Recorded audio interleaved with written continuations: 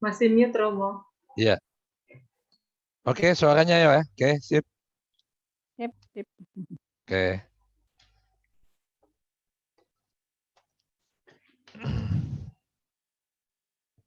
Jadi terima kasih. Assalamualaikum warahmatullahi wabarakatuh. Selamat siang menjelang sore, Bapak Ibu sekalian, saudara-saudaraku di mana saja berada. Puji syukur kehadirat Allah Subhanahu wa taala yang telah mempertemukan kita grup Hafara ini yang kedua kalinya. Mudah-mudahan Hafara terus menjadi karunia Tuhan yang kita selalu nantikan,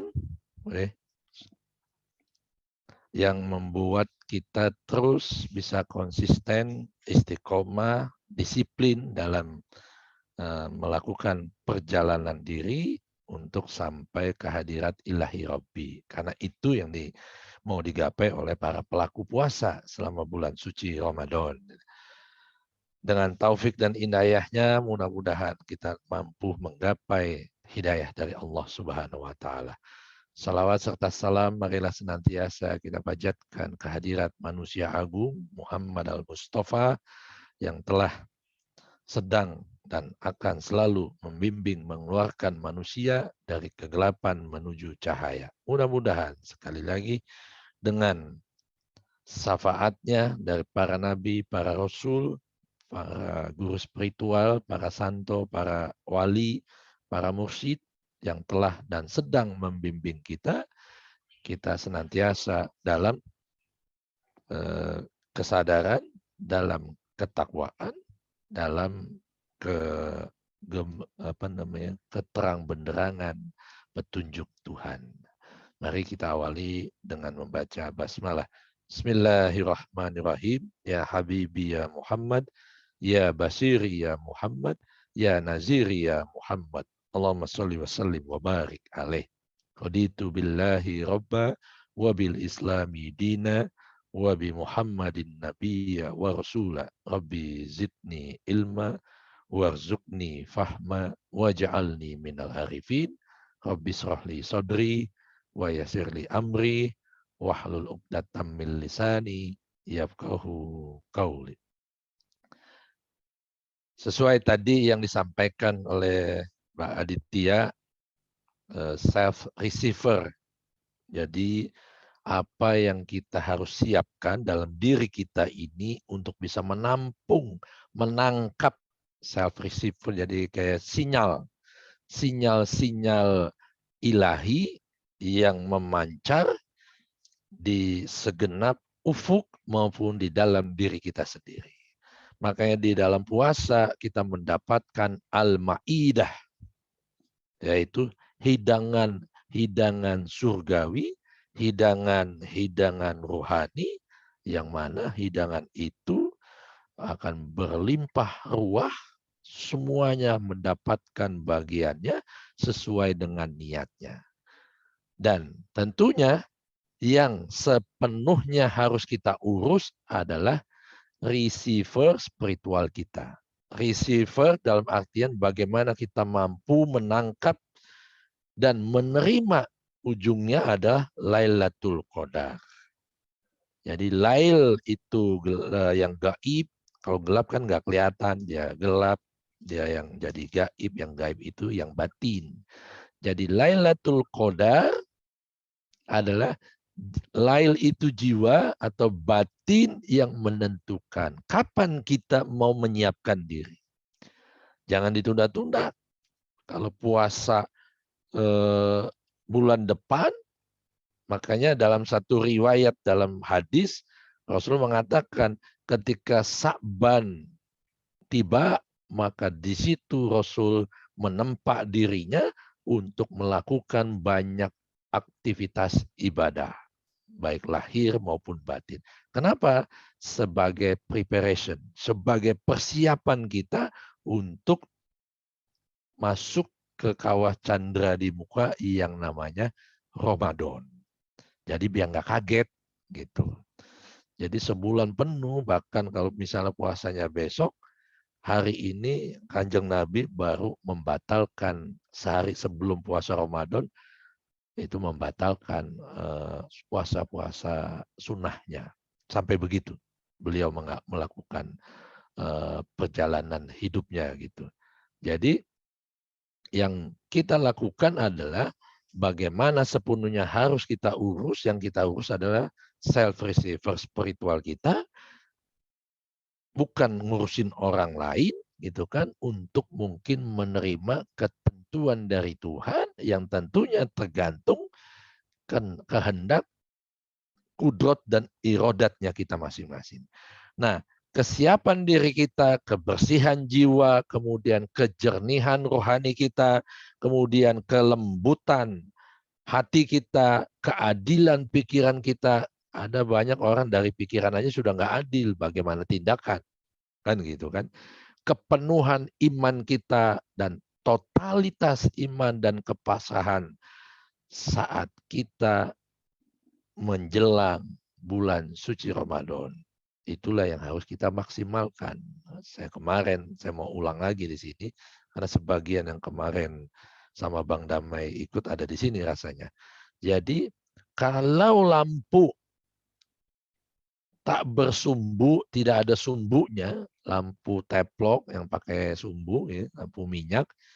Kalau lampu kita tidak bersumbu dan tidak berminyak, jangan pernah kita membayangkan api. Bagaimana ngidupin apinya nggak ada sumbunya, ya kan?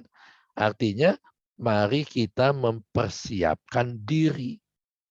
Yang sering persiapan itu disebut istidad. Apa yang disiapkan?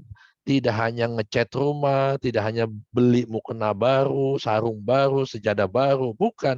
Tapi mempersiapkan batin yang paling penting untuk mampu membangkitkan kesadarannya. Makanya ada qiyamul lail. Qiyam itu bangkit, lail itu batin. Jadi membangkitkan jiwa. Bangunlah jiwanya, bangunlah raganya. Indonesia, tanah airku, gitu. Nggak salah itu, kalau bangkit raganya belum tentu bangkit jiwanya. Banyak yang sholat malam hanya mengejar pahala, tapi jiwanya tidak bangun, masih tidur panjang dalam kehidupan yang membelenggu jiwanya. Jadi totalitas iman dan kepasrahan saat kita menjelang bulan Ramadan, itu yang Rasulullah katakan dalam satu hadis,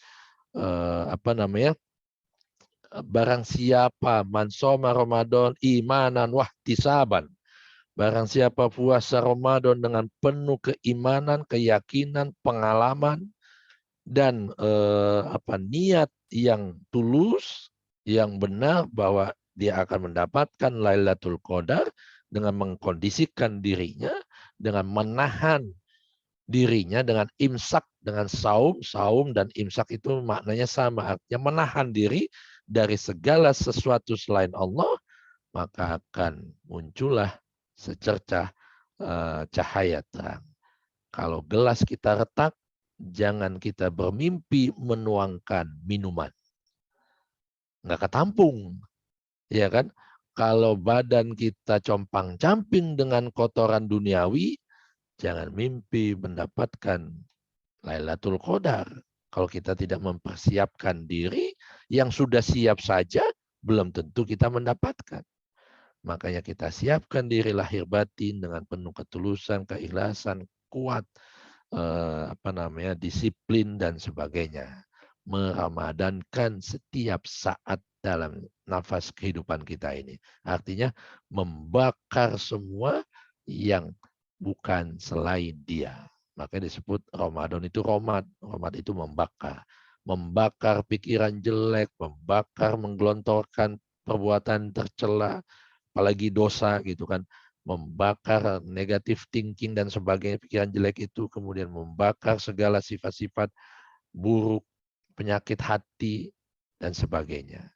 Jadi, apalagi kalau mental kita rapuh seperti kerupuk, nggak kuat.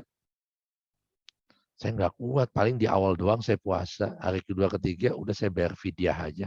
Boleh nggak? Saya pun tadi ditanya tuh. Ya boleh aja kalau mau puasanya gitu-gitu aja, tidak berkualitas gitu kan. Jadi kalau kita rapuh, dikit-dikit ngeluh, dikit-dikit minta, ubah.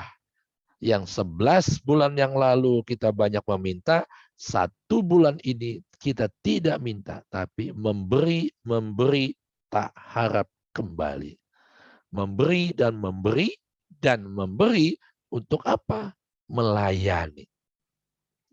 Jadi pencapaian spiritual itu hanya bisa membawa kita pada kondisi enlightenment, pencerahan lahir batin, kalau dilakukan dalam pelaksanaan kehidupan keseharian. Banyak sedekah, jangan orang kita anjur-anjurkan, kita masih tarik ulur mau bersedekah gitu kan. Takut kurang buat beli pakaian baru Idul Fitri, udah nanti aja lah kalau sudah dapat ini THR misalnya. Padahal sangat dianjurkan di awal. Karena mana tahu orang yang kesusahan dia mau berpuasa tapi nggak punya bahan-bahan untuk dia buka sahur atau buka puasa karena saking susahnya. Makanya sangat dianjurkan berinfak, sodako, zakat di bulan Ramadan di awal. Buat itu. Ini kebanyakan kita di akhir Ramadan. Ya kan? Kebanyakan di Ramadan di 10 hari masih kosong.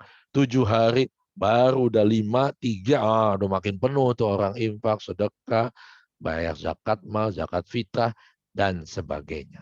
Gitu kan. Jadi ketika kita merindukan tenaga yang paling murni, energi ilahi, maka yang harus kita lakukan, memurnikan diri, menyiapkan raga lahir batin ini untuk apa? Untuk menerima anugerah karunia tamu agung yang datang di bulan Ramadan. Kalau kaca jiwa kita masih kumuh, kotor oleh kotoran-kotoran debu yang menutupi jiwa, maka wajah Allah yang begitu terang nggak kelihatan. Karena terhijab, karena tertutup. Jadi jangan pernah kita meminta cahaya akan memancar jernih atas kita semua. Yuk, marilah kita bertapa dengan puasa kita. Marilah kita bersunyi dengan iktikaf kita. Mengendaplah dengan lapar dan haus kita. Membeninglah dengan ruku dan sujud kita. Maksudnya ruku sujud banyak-banyakin sholat? Bukan. Banyak-banyak qiyamul lail. Ngapain sholat malam? Bukan. Menegak. Qiyam itu membangkitkan jiwa. Kalau jiwanya sudah bangkit, sudah sadar, baru bisa sholat. Dengan penuh kerinduan karena kebutuhan, bukan karena kewajiban atau karena takut dihukum karena tidak melakukan kewajiban. Nah, inilah self receiver yang harus kita lakukan sebelum, sedang, dan setelah bulan suci Ramadan. Jadi dengan kita membening dengan ruku dan sujud kita, artinya kita senantiasa rendah hati untuk menggapai ketegasan, kejalalan, manifestasi ilahi dalam setiap perilaku kita. Puasa self receiver yang benar akan mengantarkan kita menjauh dari fananya dunia. 2 tahun kita dikasih pelajaran dengan Abikron, bukan Omikron lagi, sekarang Abikron, nanti ujungnya sinetron, gitu kan. Itu telah membawa kita untuk diantarkan menjauh, take a distance, social distancing kepada dunia yang selama ini kita kempit habis-habisan. Sehingga kita bisa mendekat ke alam spiritualitas. Puasa mengajak kita untuk menanggalkan barang-barang pemberat yang selama ini yang kita sangka itu asli, ternyata imitasi. Dan itu memberatkan perjalanan kita. Dunia yang selama ini kita kempit habis-habisan, simpul-simpul ya, satu demi satu kita lepaskan. Sehingga ketika tamu agung Ramadan datang, kita menyambutnya dengan penuh senyuman. Kalau benar-benar puasanya, dengan kita menyambut saja datangnya bulan Ramadan, haram tubuh raga kita ini tersentuh yang namanya ujian, cobaan, dan musibah dalam hidup. Haramallahu jasadihi alan nar. Kalau kita bahagia saja menyambut Ramadan, itu diharamkan tubuh ini dijilat, disentuh oleh api neraka. Kecuali hanya Allah yang mampu menyentuhnya. La yamassuhu illal mutahharun. Jadi Allah mampu menyentuhnya, kita mampu menyentuh Allah, saling bersentuhan dengan syarat kita mengosongkan diri, mengosongkan pikiran alias berpuasa.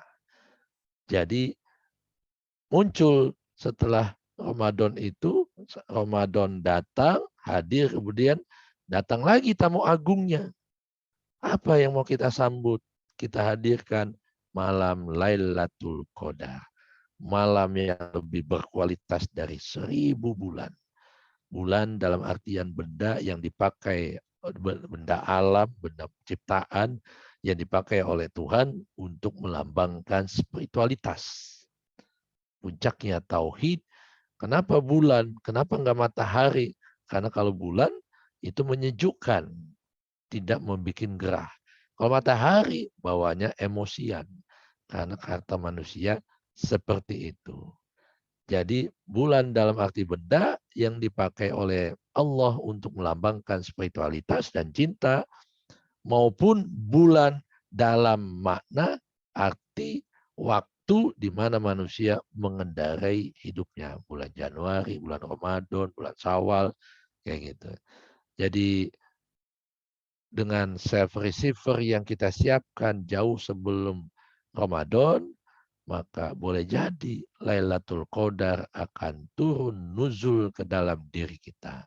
Karena Lailatul Qadar ini satu luxury, satu kemewahan, satu momentum yang amat sangat istimewa, yang kalau kita sanggup menyentuh diri kita kepada Tuhan, kepada cahaya itu, maka pengalaman dan perolehan sesaatnya itu akan mengatasi, akan memberikan inspirasi, pengalaman, dan penyaksian dalam kualitas pengalaman yang lebih dari 1000 bulan.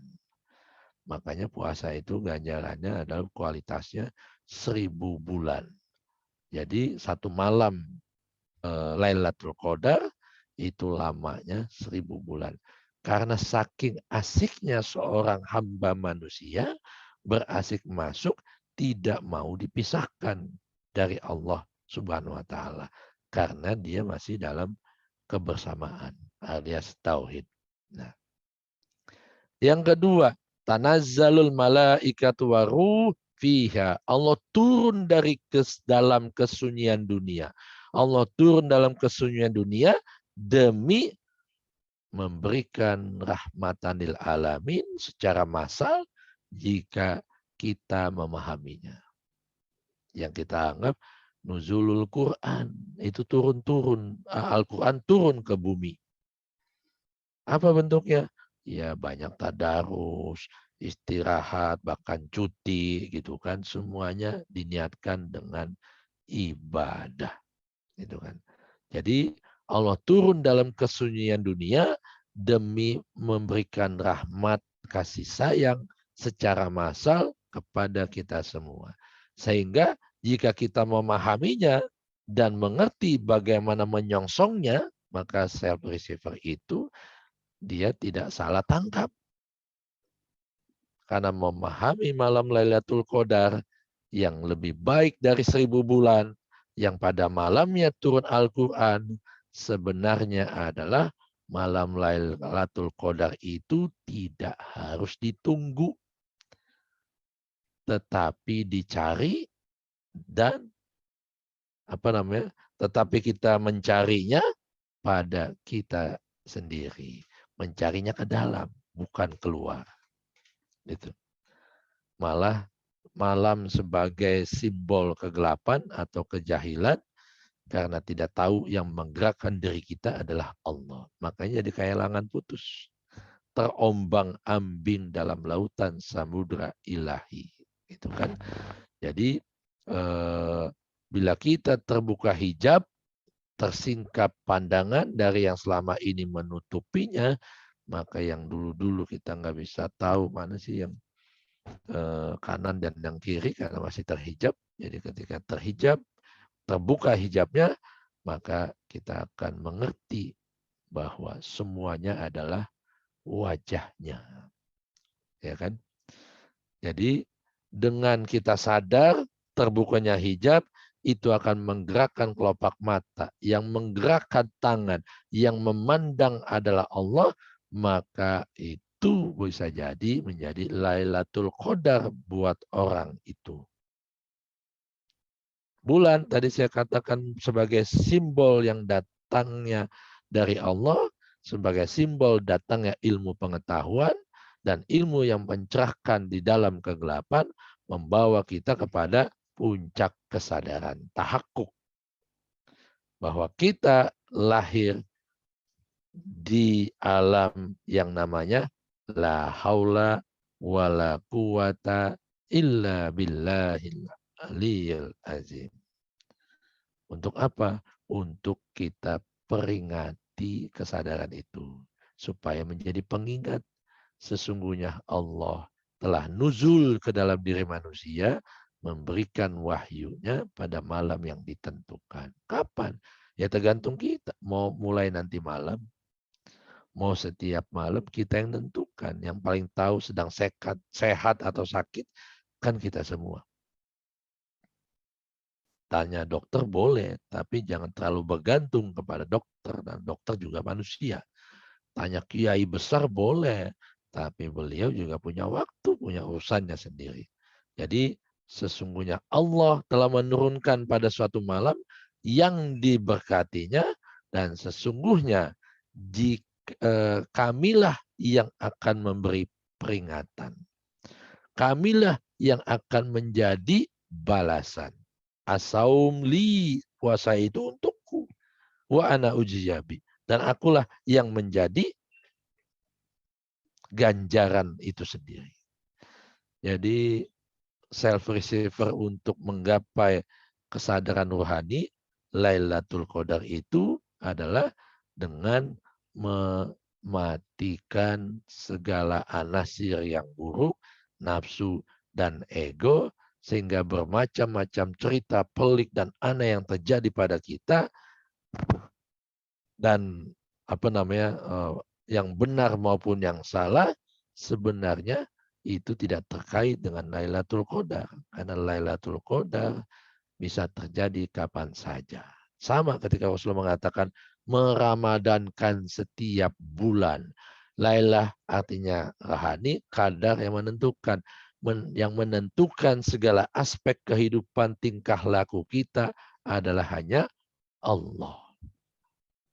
Jadi peristiwa 10 hari pertama yang disebut sebagai penuh dengan berkah, 10 hari kedua penuh dengan ampunan, 10 hari ketiga penuh dengan pembebasan. Bebas, lepas, merdeka dari belenggu dunia yang selama ini memunggungi kita, yang selama ini memperbudak kita. Makanya qadar itu dimaksudkan sebagai tanda Allah memuliakan hambanya. Berfirman bahwa malam kemuliaan itu lebih baik dari 1000 bulan. Yes. Bukan ngitung bulan, kurang lebih 84 tahun. Tapi bagaimana Allah yang maha lembut mentransmisikan, memberikan, mentransfer, mengilhamkan ilmu dari batinnya juga. Sehingga kalau batin ketemu batin, itu akan menjadi sempurna. Kalau ruh ketemu ruh, itu akan membawa kepada proses insan kamil. Kesadaran jati diri yang paling dalam. Jadi tentu saja malam kemuliaan itu sangat istimewa kalau kita mau merenungkan dan mengamalkan. Yang menjalankan ibadah puasa sepanjang bulan Ramadan, mudah-mudahan di awal sudah mulai paham, di tengah sudah mulai mendalami, di akhir sudah mengalami.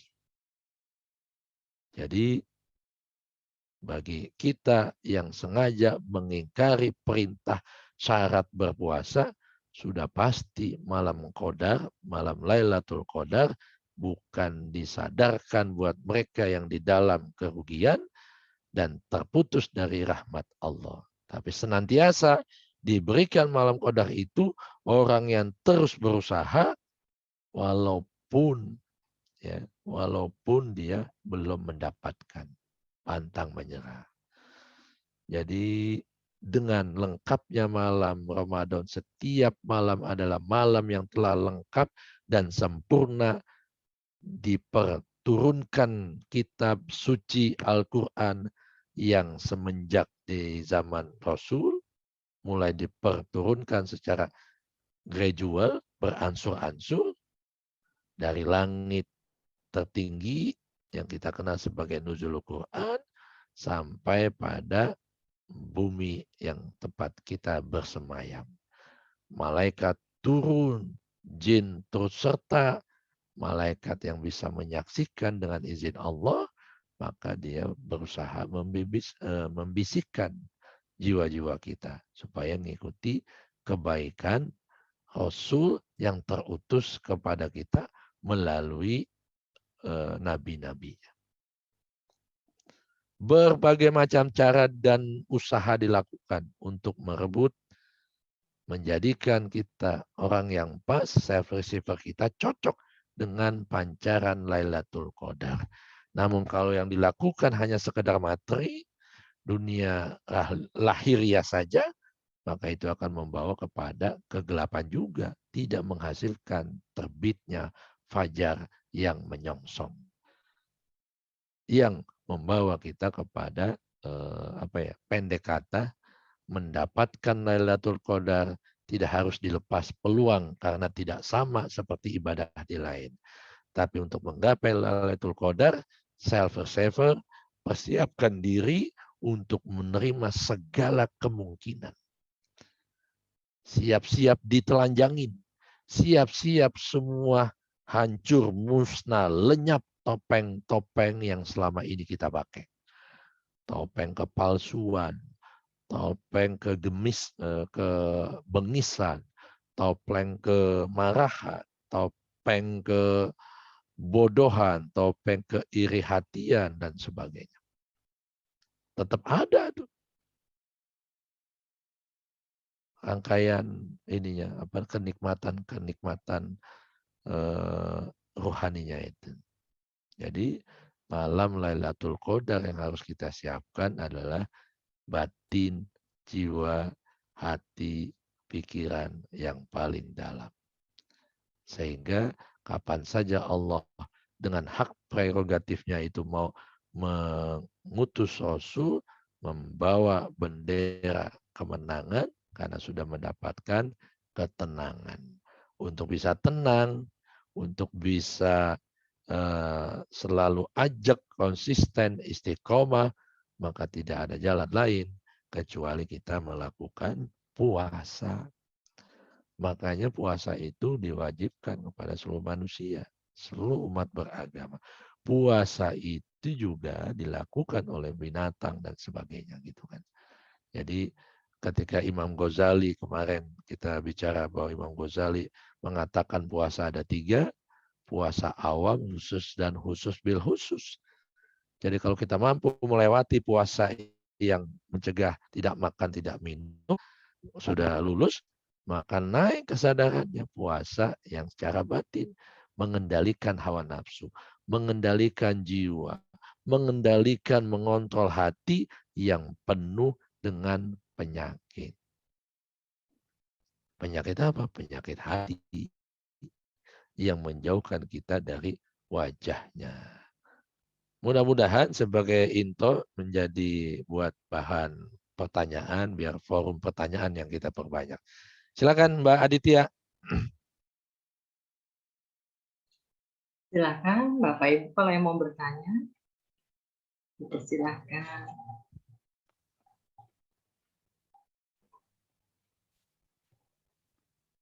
Saya tanya dulu deh Romo. Oh. Ini kan Romo bilang ya ada seperti Lailatul Qadar kan perlu kebersihan jiwa atau hati ya.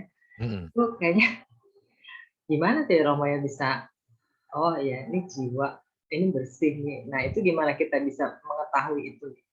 Tahu bersih atau ya. Tahu udah mulai inilah tenang gitu kan misalnya. Ya. Jadi antara jiwa roh itu. Nah ini panjang ini, bisa satu zoom itu antara ruh, jiwa, dan hati serta akal. Saya tulis buku itu tentang itu, bab khusus tentang itu. Jadi tubuh kita secara sederhana diringkas dalam body, mind, and spirit. Kan gitu. Jadi ragawi atau jasmani, kemudian nafsani, jiwa, dan spirit, ruh. Ruh itu Allah. Ya, ini harus kita ingat, ruh itu Allah. Dalam kitab Ibnu Arabi, saya ingat ruh al-a'zam, universal soul, kalau dalam bahasa psikologis gitu kan. Ada universal soul, ada individual soul. Ada jiwa, ada gunung makrokosmos, ada gunung mikrokosmos nih yang saya pakai topinya Puun Baduy dalam. Nah, bagaimana mengetahui itu jiwa kita ini udah bersih atau masih karatan, harus perlu disikatin pakai kawat, pakai sikat kawat atau pakai sikat yang lembut. Ya kan? Kadang saking karatannya jiwa kita dipenuhi dengan kesombongan, kebencian, ketakutan, kedengkian, dendam, kemarahan, semua. Kaca jiwa kita yang tadinya kinclong, terang benderang, transparan, bahkan bisa nembus, bisa melihat langsung apa yang di dalam, ini tidak kelihatan. Makanya ibarat siapa ya? Imam Ghazali ketika menerangkan surat An-Nur ayat 35 mengenai cahaya di atas cahaya, dia bilang begitu. Bagaikan lampu itu tadi, lampu lampu tempel, lampu yang ada sumbunya. Tapi sumbunya tidak dinyalakan. Sumbunya sih ada, tapi tidak dihidupkan. Menghidupkan itu menyentuh jiwa atau menyentuh rohani supaya bangun. Ruh selalu terjaga karena dia ilahi, tidak pernah ngantuk, apalagi tertidur ruh itu.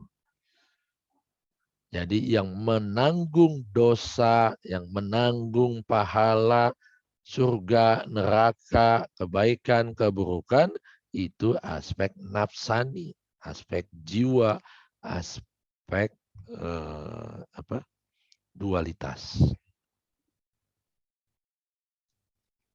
Jiwa ini yang menanggung dosa dan pahala, surga dan neraka. Kan dua. Kalau dua bukan dia. Kalau dia one single absolute reality, oneness. Yang nanti kita bahas kalau nggak salah ada yang genap dan yang ganjil. Kita bahas itu nanti. Jadi manusia adalah rahasiaku dan aku adalah rahasianya. Hakikat ini adalah cahaya dari cahaya Allah. Ia merupakan matahari yang ada di dalam kalbu kita. Jadi dengan kita menyadari puasa hakikat, tidak hanya puasa secara fisik, tapi puasa secara jiwa, puasa secara ruh. Nah, jiwa ini yang tetap terbelenggu dengan dualitas. Kalau kita tidak naikkan, tidak lampaui level kedua dalam diri manusia, ya kita tidak bisa mengikuti, menjadikan ruh berperan sebagai yang mengontrol semuanya. Jadi juga kalau ruh asalnya dari yang maha suci dan dia hanya mau ditemui oleh yang suci juga.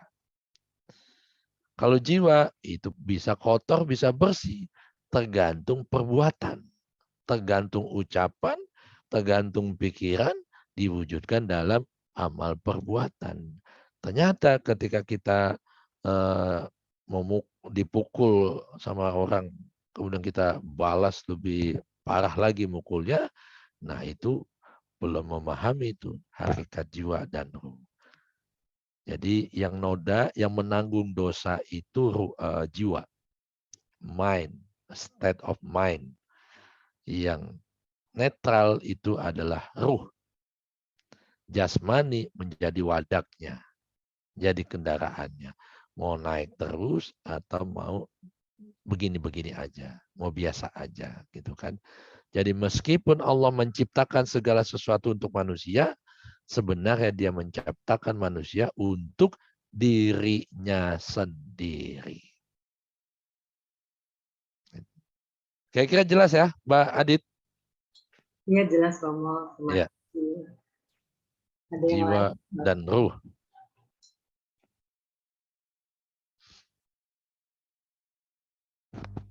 Ada lagi yang lain?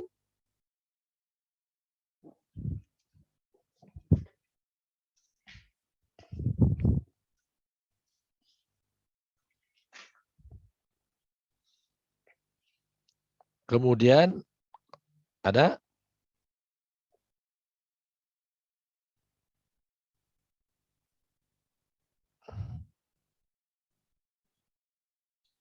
Ibu Tuti mau bertanya? Ya udah nanya deh sama Pak Ustadz, Pak Yusuf. Gini Pak Ustadz. Ya. Kan tadi ruh itu murni, ruh itu suci. Ya. Nah sementara yang banyak kita kenal kan jiwa kita. Iya. Apakah dengan membersihkan jiwa kita bisa bersatu atau menjadi mengenal atau lebih dekat dengan ruh yang suci itu? Yes, betul sekali. Makanya selama Ramadan ini tugas kita adalah tazkiyatun nafs, mensucikan jiwa. Jadi kalau ibarat ngelihat botol minum yang saya ini, lihat nggak? Iya, iya. Nah, ini kan. Nah, botol ini transparan. Kita yang di luar tembus ke dalam, transparan, kelihatan. Mestinya kita kalau sudah sadar bisa tembus melihat apa yang di dalam wilayah batin ilahi. Itu. Kenapa kemudian kita tidak bisa tembus? Karena ada jiwa. Jadi yang membungkus ruh kita yang maha suci, yang netral, yang tidak pernah tersentuh oleh yang kotor, itu adalah jiwa. Jiwa asalnya juga bersih. Tapi karena perbuatan kita yang sering terombang-ambing oleh dualitas kehidupan, maka kadang-kadang bahkan juga sering terkontaminasi. Ketika satu titik perbuatan jelek, 2 titik perbuatan tercela, 3 titik ketiga perbuatan yang tidak terpuji, yang satu ini ngomongin orang, yang satu nyebar berita hoax, yang satu membuli netizen misal dan sebagainya, ikut-ikut membuli padahal kita nggak tahu yang kita bully ini siapa. Iya emang itu artis itu memang terkenal padahal kenal juga enggak. Itu sudah dosa itu. Sama aja kita sudah memakan daging saudara kita sendiri. Mayat saudara kita sendiri. Nah, asalnya semuanya transparan. Tapi ketika melakukan satu perbuatan yang dilarang oleh Tuhan, artinya dia berbuat dosa, maka tertutuplah. Ibaratkan ini noda-noda perbuatan tercela kita yang menutupi ruang kolbu, yang menutupi rohani. Nah, ruh paling dalam, lapisan keduanya ini jiwa, soul, atau mind, yang paling terakhir ada fisik atau raga. Nafs, amarah, paling rendah, gitu kan, raga gitu. Nah, apanya harus dibersihkan?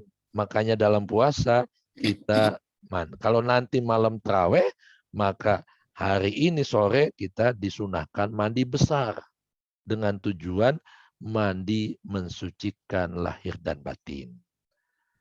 Gitu. Walaupun misalnya lagi menstruasi, tetap aja harus mandi. Kan sebagai simbol penghayatan. Dan ini dalam kajian sunnah Rasulullah, ini disebut sunnatul adat. Boleh. Jadi ziarah kubur juga boleh. Ziarah kubur kan membersihkan makam orang tua, saudara, siapapun famili yang telah mendahului kita, kita bersihkan. Itu sebagai simbol kita juga harus membersihkan kuburan kita sendiri. Tubuh kita ini kuburan yang mengubur aspek divinity seorang manusia, yaitu Sang Maharuh yang terkungkung dalam jiwa dan raga. Nah, kuburan harus dibersihkan, makanya mandi.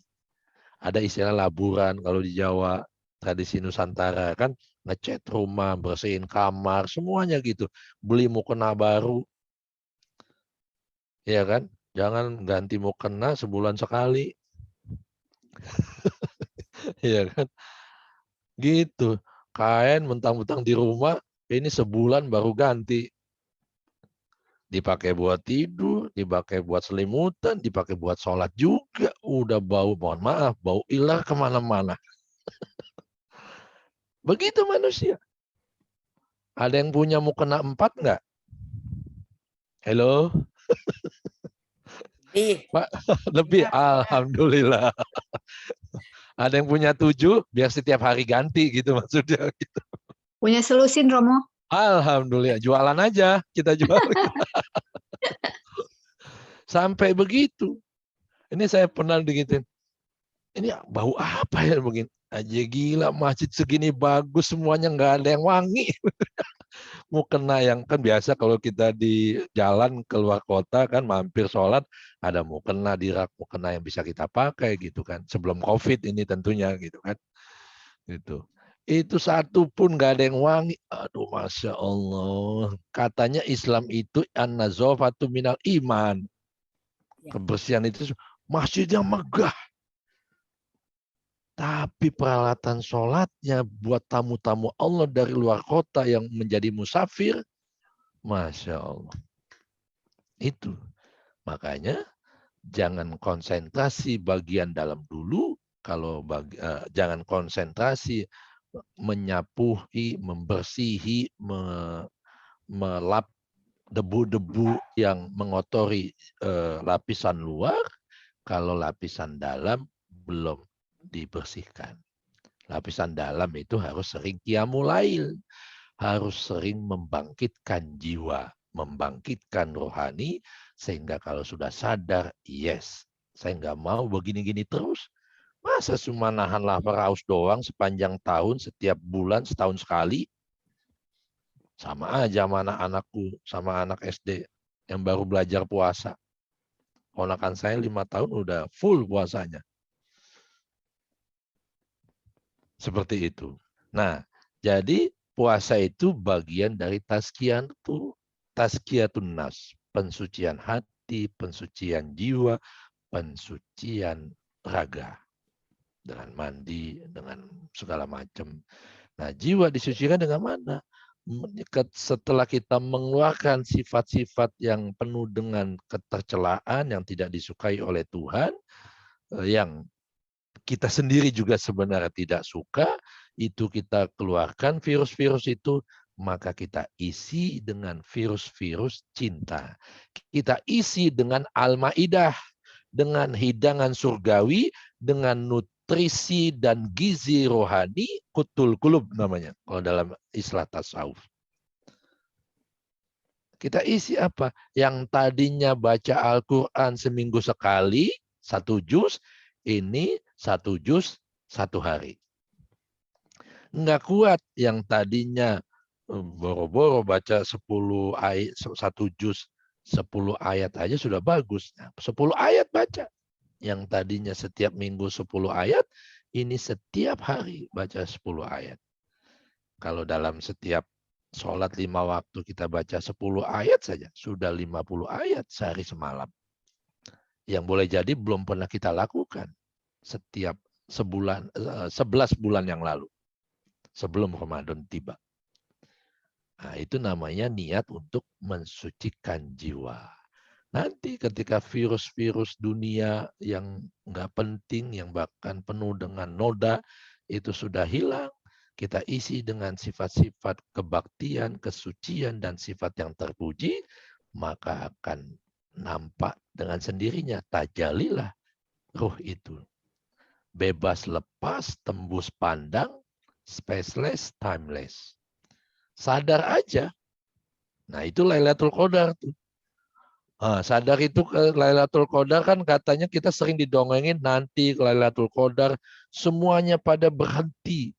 Pohon daunnya diem, ya kan? Binatang yang tadi yang ngambil dia diem, semuanya diem, tidak bergerak. Memang tidak bergerak, alias mati. Mematikan hawa nafsu, mengendalikan ego, menghidupkan jiwa. Qiyamul Lail. Saya sering Qiyamul Lail. What's wrong with you? Kata tiap malam Qiyamul Lail, tapi masih saja suka ngomongin orang. Masih saja share berita-berita hoax. Ternyata belum Qiyamul Lail, baru melakukan ibadah ritual sholat tahajud. Belum membangkitkan jiwa. Nggak akan bisa berubah karakter jeleknya kalau jiwanya belum bangun. Bangunlah jiwanya, bangunlah badannya. Kan gitu kan lagu Indonesia Raya.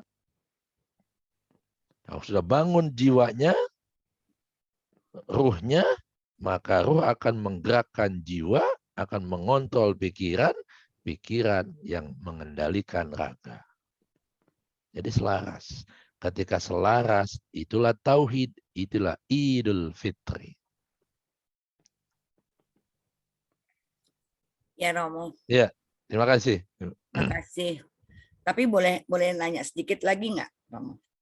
Nggak Kan tahu dalam Mbak Aditya itu. sehari-hari kita kan masih manusia ya, Romo. Ya, Kadang-kadang ya. kan suka tergoda juga gitu, ngomong orang gitu. Ya.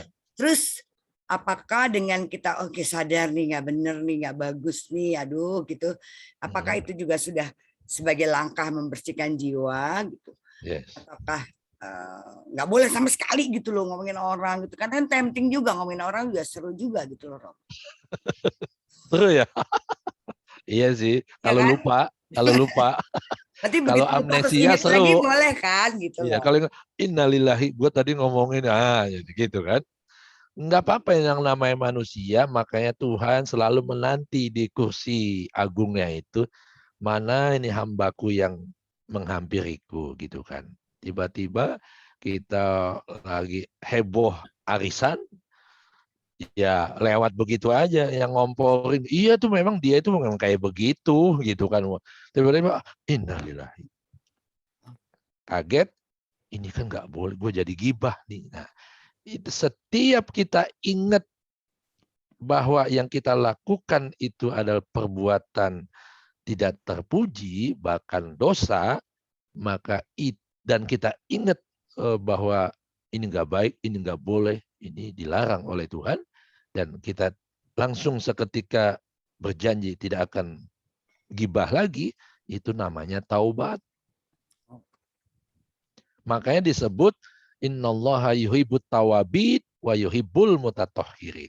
Sesungguhnya Tuhan menyukai hamba-hambanya yang senantiasa, bukan bertaubat itu mengakui kesalahan begini, bukan begitu, bukan baca istighfar banyak ribuan kali. Kalau bahkan ratusan ribu karena banyak melakukan dosa besar, perzinahan, misalnya gitu kan, menghilangkan nyawa orang karena persaingan bisnis.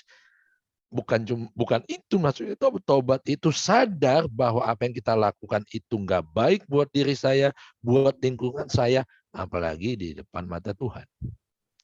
Dan berjanji pada diri sendiri dan kepada Tuhan supaya tidak mengulangi. Itu tobat. Taba ya tubu taubatan. Jadi wa yuhibbul mutatoh inallah yuhibbut tawabin. Tawabin itu orang yang senantiasa bolak-balik menyadari kekeliruannya dan tidak akan mengulangi lagi. Itu artinya tobat. Ngucap banyak istighfar, banyak mohon ampun, tapi tetap aja sudah sadar, oh nggak boleh, tetap aja dilakukan, belum tobat itu. Terus ingat, lupa, ingat, amnesia, ingat, sebentar, amnesia lama gitu kan.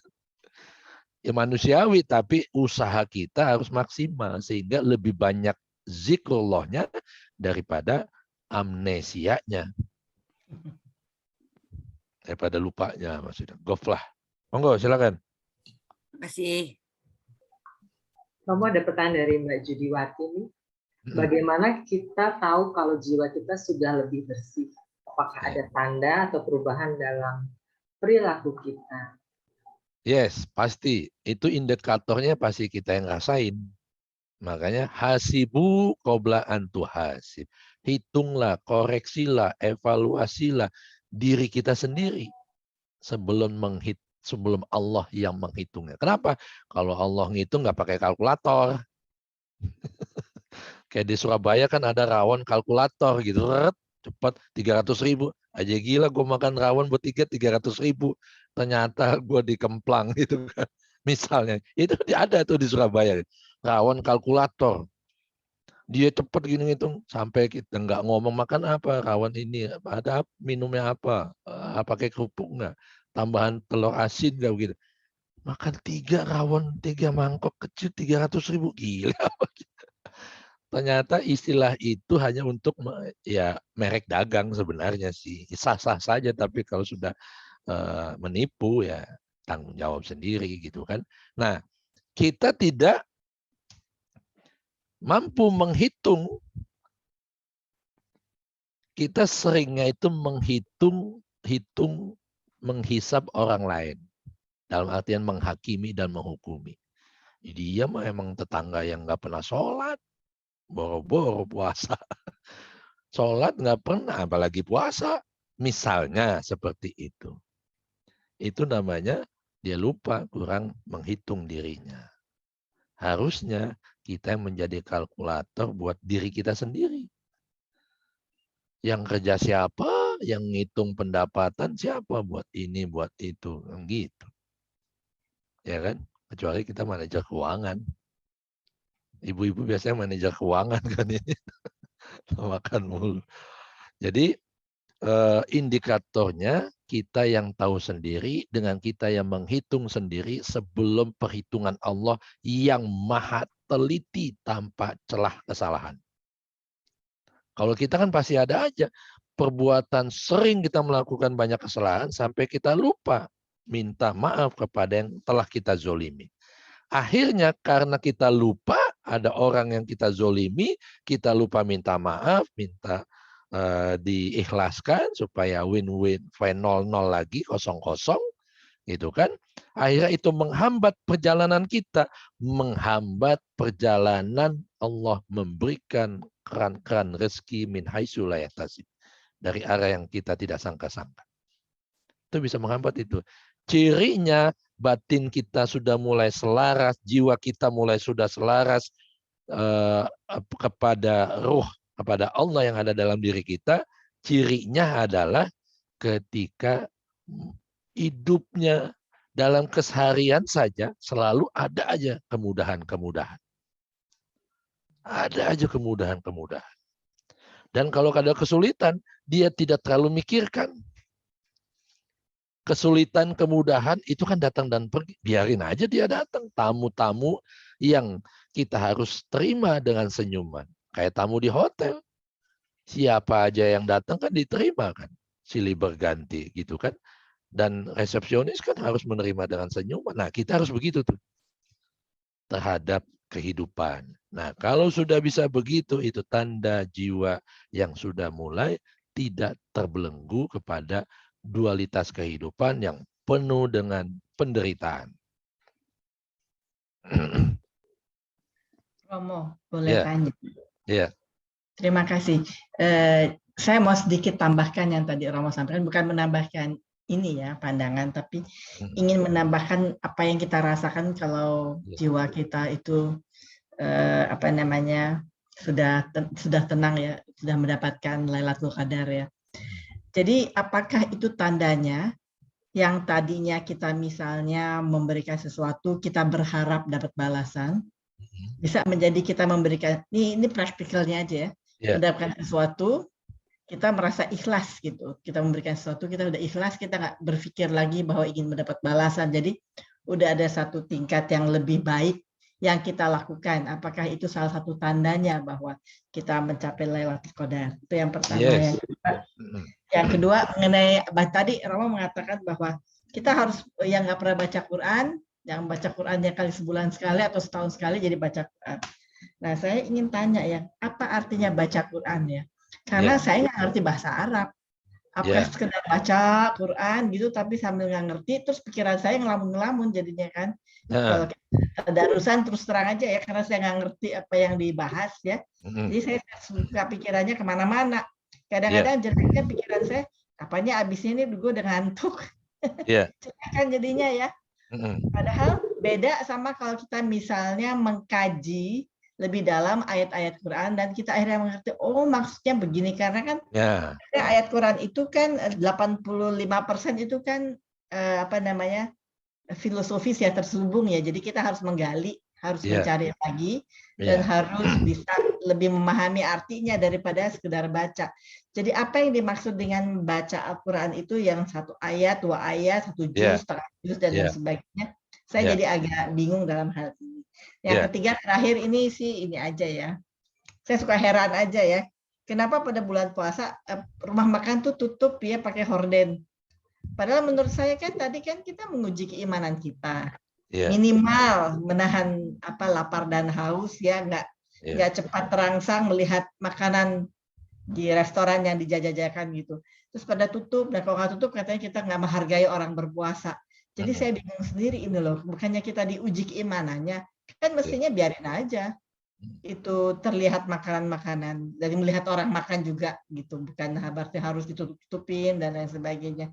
Dan banyak yang minta maaf, aduh minta maaf ya kamu lagi puasa, saya makan karena saya lagi nggak puasa. Dalam hati saya bilang, ya nggak usah minta maaf, karena itu emang masing-masing kan udah menjalankan perannya. Mas lagi puasa, kamu nggak puasa, kamu makan ya, salahnya saya kenapa saya di situ kan gitu ya. Gimana tuh Rom? Terima kasih Ibu, bagus sekali ini. Tadi saya juga ditanyakan, kemarin juga di Kementerian Agama juga begitu, ngebahas begitu, ngapain sih ribut lagi restoran apa rumah makan harus pada tutup, ya kan? Kalau tutup aja semuanya gitu kan, jangan pakai ditutup separoh, kakinya kelihatan lagi goyang-goyang karena keenakan makan gitu kan, misalnya gitu. Nah, sebenarnya itu bukan ajaran agama, itu kalau saya bilang tegas ya, ini kegeeran, kesombongan orang yang merasa mayoritas di Indonesia, dalam hal ini umat Islam. Tidak semua tentunya, tapi yang merasa punya otoritas. MUI salah satu yang juga melarang kan, kalau bisa gitu. Kalau saya Menteri Agama, jangan ada yang tutup. Kalau saya Menteri Agama, saya gituin tuh di depan dirjen. Jangan ada yang buka semuanya. Karena bagaimana kita tahu kualitas puasa kita ini bagus, kualitas tingkat tinggi, bukan kaleng-kaleng, kalau semua orang pada puasa, semua orang pada tutup restorannya. Iya kan? Kalau semuanya pada puasa mah enak. Nggak ada tantangannya. Mau cari makan semua restoran tutup, mau masak di rumah malu semua orang puasa. Ya kan? Kayak begitu. Artinya ini dari tahun ke tahun kita baru sampai pada puasanya orang awam.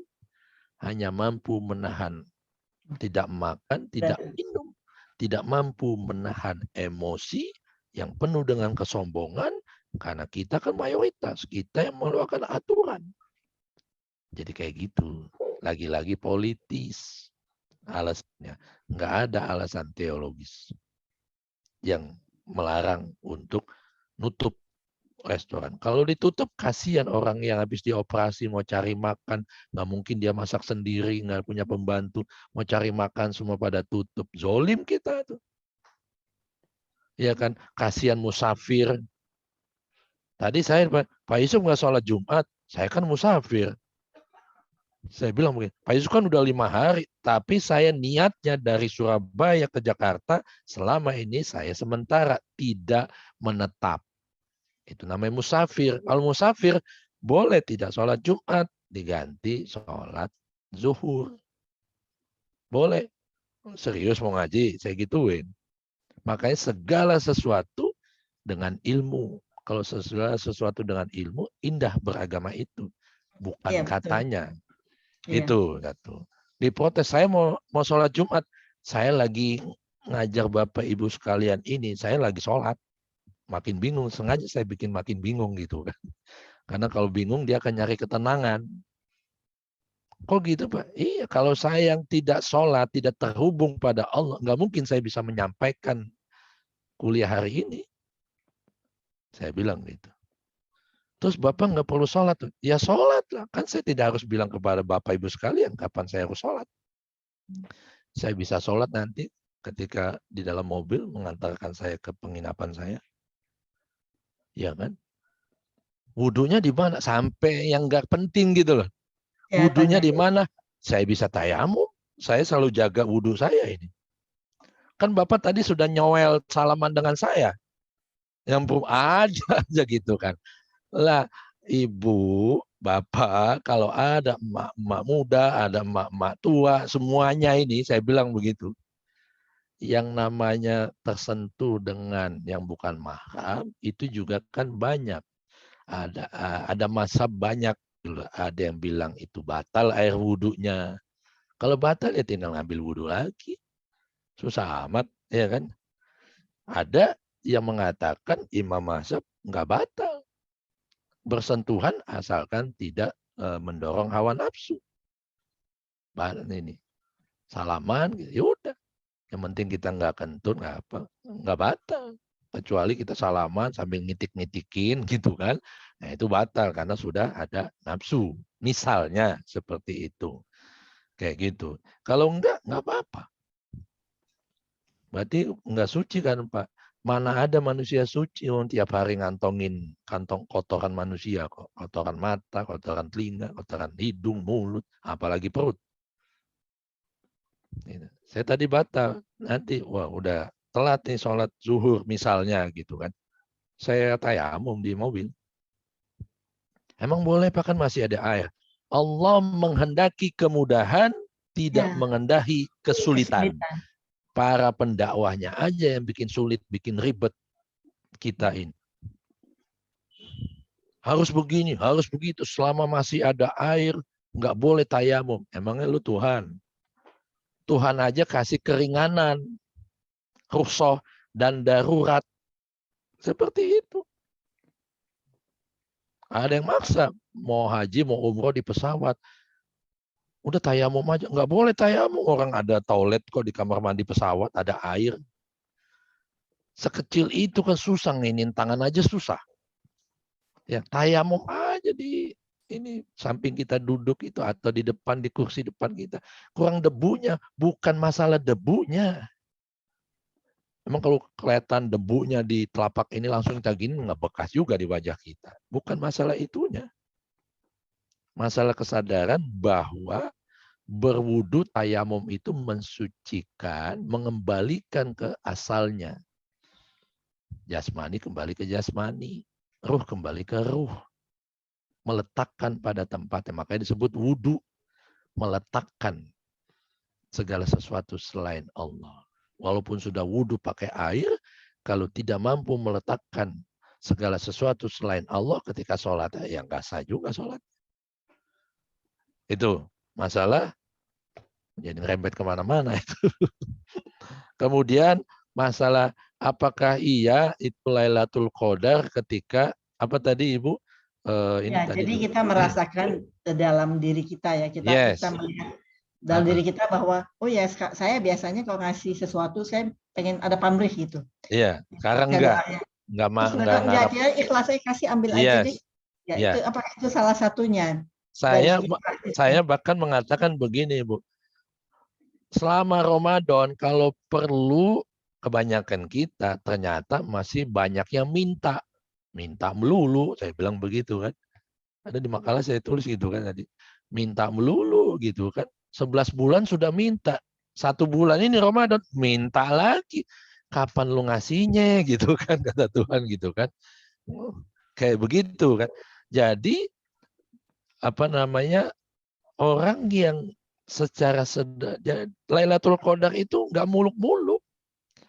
Ketika kita Ramadan tahun lalu banyak yang minta, karena banyaknya pesta pora Allah berikan pahala berlipat ratus lipat ganda ganjarannya.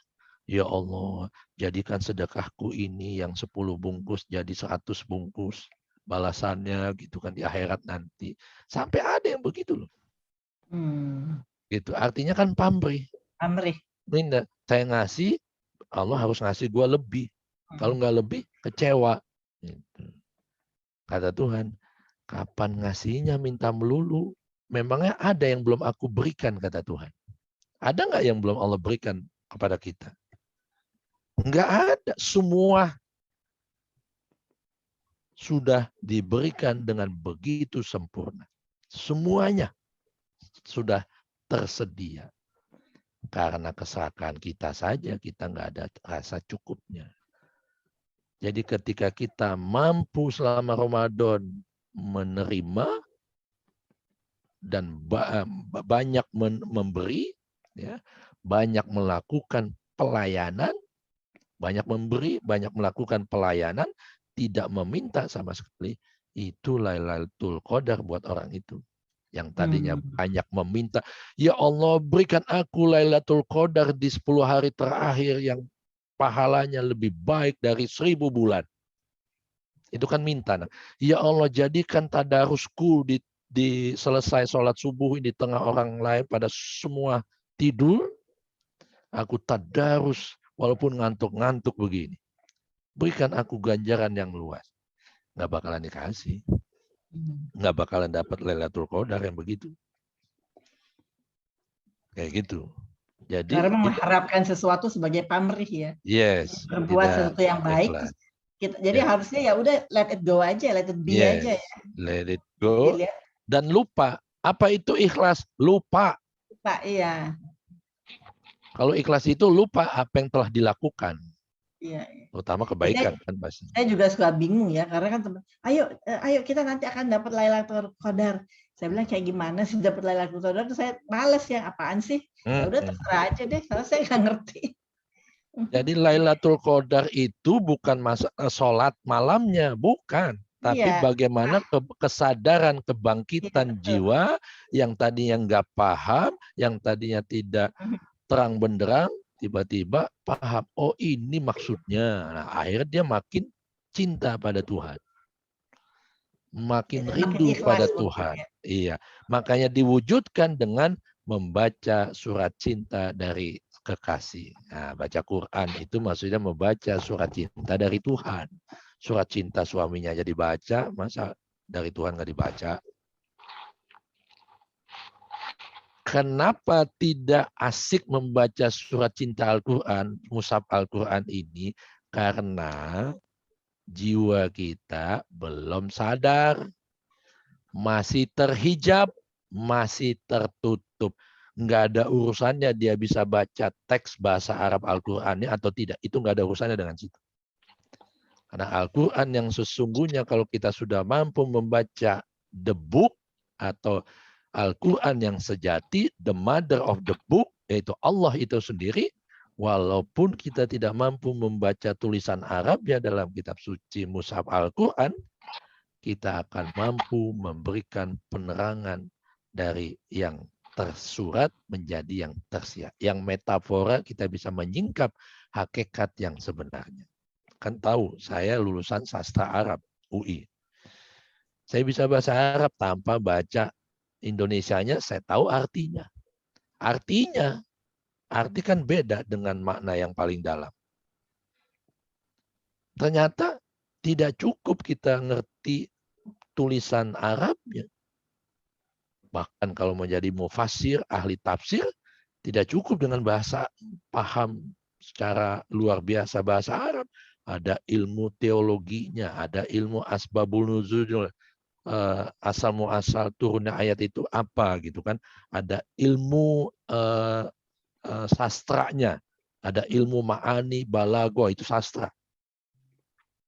Bahkan sampai ada 15 syarat untuk kita menjadi seorang mufassir, bukan takwil. Nah, Tuhan mengajarkan kepada siapapun Al-Quran itu sebagai hudal linnas wa bayyinat minal huda wal furqan. Allah menjadikan Al-Quran itu sifat dengan zat yang berfirman adalah Allah. Sifat Allah.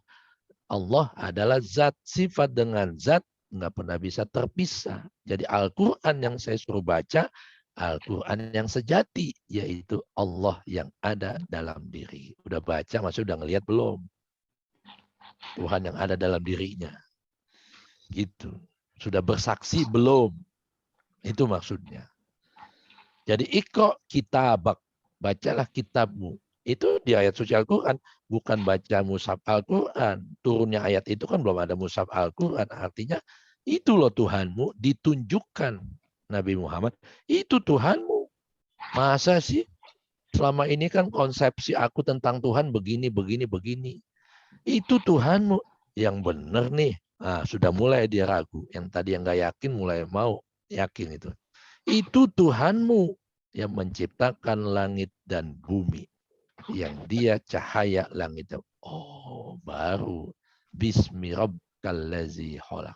Bersama Allah, dengan Allah. Billah, ma Allah, fillah. Di dalam Allah, dia bersaksi bahwa tiada Tuhan selain Allah. Gitu.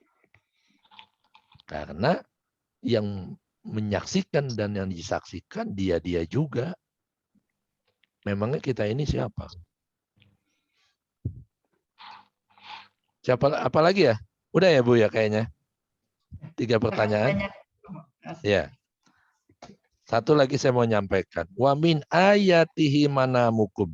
Dan dari sebagian tanda-tanda begitu banyak ya wujud eksistensi keberadaan Allah begitu nyata yang mau digapai bagi kalangan orang yang so'imun, so'imin, so'imat, kalangan yang mau berpuasa nih mulai besok misalnya atau lusa, maka yang harus kita lakukan adalah manamukum billail an-nufus. Menidurkan kegelapan jiwa. Itu. Jadi manamikum tidur lail malam nufus jiwa-jiwa. Pusing kan kalau baca ininya. Makanya penting memahami tafsir, tadabbur, takwil. Takwil itu bertanya langsung kepada yang pertama kali berfirman. Al-Quran ini siapa yang pertama kali berfirman? Allah. Ya tanya Allah, jangan tanya saya. Jangan tanya manusia, tanya dulu sama yang berfirman. Nggak akan salah. Kalau nanya manusia bisa bercabang-cabang tafsirnya. Kalau sama Allah, satu dan itu menjadi kebenaran yang universal. Karena dia menimbulkan, membangkitkan, menemukan diri kita supaya menemukan kebenaran dari dalam untuk dibawa menerangi yang ada di luar. Bukan kebenaran yang di luar yang relatif untuk menjadikan penentu dalam kehidupan. Jadi mana tanda wujud keberadaan Allah ketika kita mampu menidurkan gelapnya jiwa, gelapnya hawa nafsu, kita tidurkan. Jangan dia dibangkitkan hawa nafsu itu. Sehingga ketika tidur fisik, makanya tidurnya orang berpuasa itu ibadah, menidurkan ego, menidurkan hawa nafsu, menidurkan kegelapan ego hawa nafsu yang keinginannya tak terbatas. Itu yang disebut tidurnya orang berpuasa itu ibadah. Bukan bergelentangan di masjid-masjid, di musola, di kantor gitu kan. Pulangnya pengen cepat, masuknya pengen lambat. Kalau produktif enak, ini nggak produktif. Romo, maaf ya, ada yang resen sama ada satu pertanyaan. Ya. Romo, di bulan Ramadan kita bicara puasa, mind atau pikiran, body atau fisik atau jasad, soul atau jiwa. Terus apakah membersihkan semua itu akan semakin mendekatkan roh kita kepadanya, atau jangan-jangan sebenarnya roh kita tidak pernah jatuh darinya, kita aja yang nggak sadar gitu. Yes, betul. Jadi membersihkan hati, membersihkan jiwa, pikiran, raga nggak terlalu penting juga sih supaya wangi ketemu dia, ya kan? Ketemu pacar dulu nama suami istri aja maunya wangi kan, apalagi ketemu Tuhan. Jadi harus wangi, lahir batin bahasanya gitu. The perfume of God harus kita pakai. Nah, jadi ketika kita tazkiyatun nafs, fisik, jiwa, kemudian pikiran, hati, itu akan semakin mendekatkan kita kepada keselarasan kepada ruh. Yes. Gitu. Tandanya apa? Ya dia selalu akan berubah dalam pribadinya. Yang tadinya malas jadi rajin. Yang tadinya ogah-ogahan jadi semangat. Yang tadinya penakut jadi pemberani. Selalu ada yang berubah. Yang berubah pasti karakternya. Karena itu yang menjadi tolak ukurnya.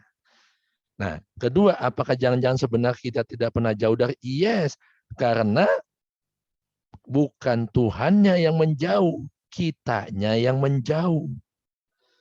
Kitanya juga nggak menjauh sih sebenarnya. Kitanya yang nggak ngelihat. Ibarat pepatah, saking dekatnya itu buku, kita jadi nggak bisa baca. Kalau saya begini kan nggak bisa baca kan. Saking dekatnya kita melihat, jadi nggak bisa baca ini Al-Quran atau buku gitu kan. Saking dekatnya Allah kita jadi nggak ngeh. Kenapa? Karena selama ini kita mengidentifikasi sebagai manusia, iya kan? Gua mah nggak bisa, kamu aja deh. Gitu. Ya, lu kan Tuhan. Gitu aja nggak bisa. Kalau sama Tuhan digituin gimana? Kira-kira gitu kan. Makanya penting kesadaran itu sebenarnya apakah kita saja yang nggak sadar? Yes. Makanya tadi kalau ini diibaratkan tadi ruh itu yang di dalam kelihatan karena jiwa lapisan kedua ini bersih jadi kelihatan. Kalau tertutup gini kan nggak kelihatan yang di dalam karena jiwanya penuh dengan noda.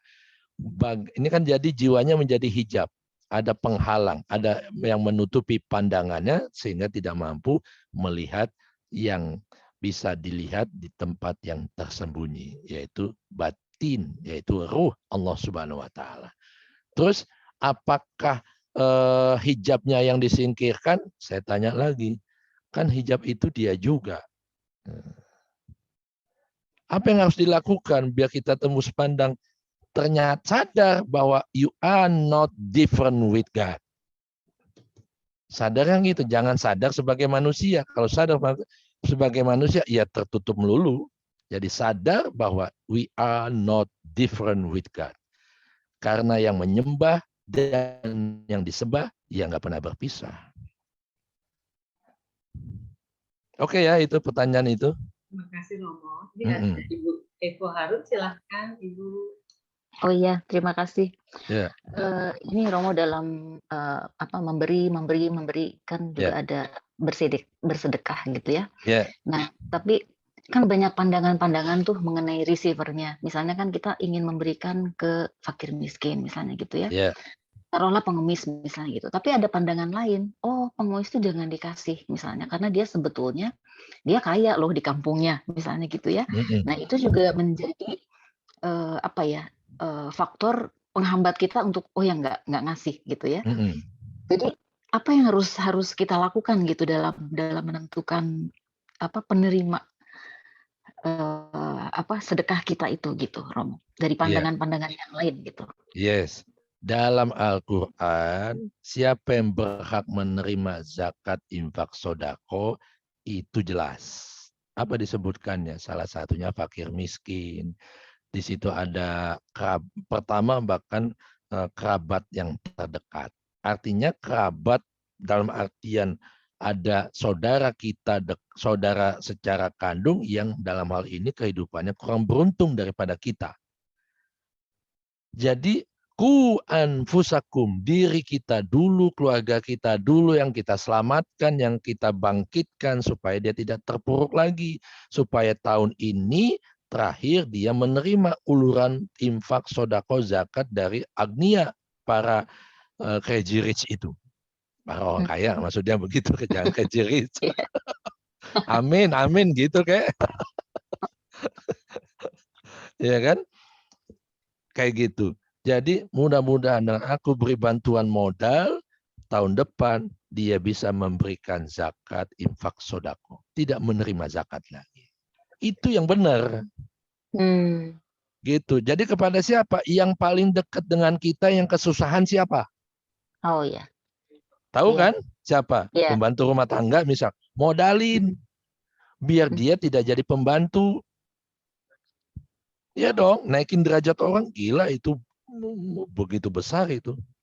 Kalau ngarep pahala, menaikkan derajat orang yang tadinya asfala safilin, naik jadi ahsanit takwin. Yang tadinya al-yadul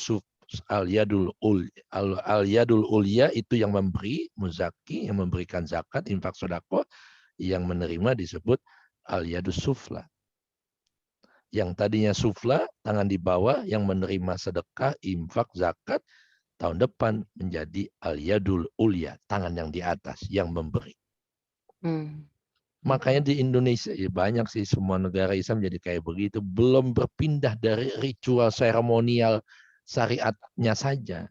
Belum membangkitkan. Kalau dibangkitkan kesadaran itu, wow, bisa bisa makin banyak orang yang terhentas dari kemiskinan, terhentas dari mustadafin, baik yang dimiskinkan oleh sistem apa yang terjadi di Indonesia maupun oleh lingkungan dirinya sendiri. Malas dan sebagainya. Malas, bosan, nerimo. Udahlah, kita emang ditakdirkan miskin di keluarga besar kita. Itu nggak boleh gitu kan. Terus bagaimana membangkitkan itu? Jangan kita lihat, jangan dikasih itu pengemis di jalanan apa, mereka kaya raya. Kalau bayangkan kalau Tuhan memberi, dia kayak begitu. Tuhan memberi nih, malaikat berikan semua hambaku sesuai apa saja yang aku perintahkan. Tapi yang ini jangan ya. Ada nggak yang digituin kata Tuhan? Enggak kan? Kenapa? Dia banyak dosa sama gue. Gitu. Kan nggak begitu. Perampok dia dapat cahaya matahari, perampok dapat nafas, koruptor dapat nafas, ustadz dapat nafas, pengusaha dapat nafas, pedagang dapat nafas. Semuanya sama. Coba kalau dipilah-pilah. Ini semua kasih, kecuali si Yusuf tuh jangan dikasih dia. Gue pengen tahu kalau dia nggak nafas, gelagapan nggak. Kan nggak begitu. Makanya memberi aja. Lepas uang yang kita beri seketika langsung dia pakai buat mabok-mabokan, ya kita tetap dapat pahala. Itu kan urusan dia, menggunakan pemberian orang, tapi disalahgunakan buat merusak dirinya. Itu urusan dia. Ini dia buat memperkaya, itu urusan dia, bukan urusan kita. Urusan kita sudah selesai. Banyak-banyaklah memberi seperti aku memberi kamu. Tak harap kembali. Kasih ibu tak harap kembali kan? Karena banyak memberi. Kayak gitu. Gitu aja. Dan saya paling nggak suka berinfak, sedekah, zakat ke lembaga-lembaga. Emang kenal yang punya lembaga? Iya, setuju. Juga. Do you know the progress uang yang kita sumbangkan ke sana? Nggak pernah tahu kan? Iya. Masa nggak jadi-jadi masjidnya? Udah setiap tahun sudah cuma ya kan, selawatan, sumbangan, bangun masjid, besok pengajian bangun masjid. Kayaknya udah 10 tahun dia ngajar di sini bangun masjid melulu. Nggak jadi-jadi ya masjidnya gitu. Misal ya, kayak gitu. Jadi lebih baik cara berzakat, infak, sedekah yang diajarkan Rasulullah ya, supaya abdol langsung itu bisa menggerakkan semesta, memudahkan, mendatangkan rezeki yang tidak kita sangka-sangka, walaupun kita tidak minta. Caranya kita niat mau sedekah, infak, sodako, atau zakat. Jangan, tapi Tuhan saya mengeluarkan zakat, fitrah, atau zakat mal, dan infak, dan sodako. Keluar dari rumah misalnya, atau keluar dari kantor, gajian sore, nah, gue ntar mampir ke masjid. Jangan begitu mikirnya. Jangan dikit-dikit mau mampir masjid atau dikit-dikit tinggal transfer. Jangan, hati-hati itu kalau lembaga-lembaga yang menyalurkan zakat, infak, sodako yang pakai online. Oh, lebih khawatir dibuat menyumbang hal-hal yang justru merusak kebesaran ajaran Islam. Jadi keluar rumah, niat mau infak, sodako, ya Allah tunjukkan aku ingin berzakat, infak, sodako dalam perjalananku dari rumah menuju kantor misalnya. Jalan rumah. Pas ngelihat sapam komplek, ketek. Kasihan juga nih Bapak ya kayaknya gitu. Gua kasih ya. Nah, kalau ketek hati gitu, kasih. Niatin zakat misalnya, kasih dia. Nah, kemudian kita jalan, bawa mobil gitu kan. Ada di jalanan, orang jalan, pincang misalnya gitu kan. Sudah lewat. Tapi terbesit di sini sampai kita nengok. Itu kenapa ya kakinya gitu kan. Aduh kasihan banget. Ketika begitu berhenti, kalau perlu mundur lagi. Kalau nggak bisa mundur, berhenti di sana, jalan, hampiri orang itu. Iya.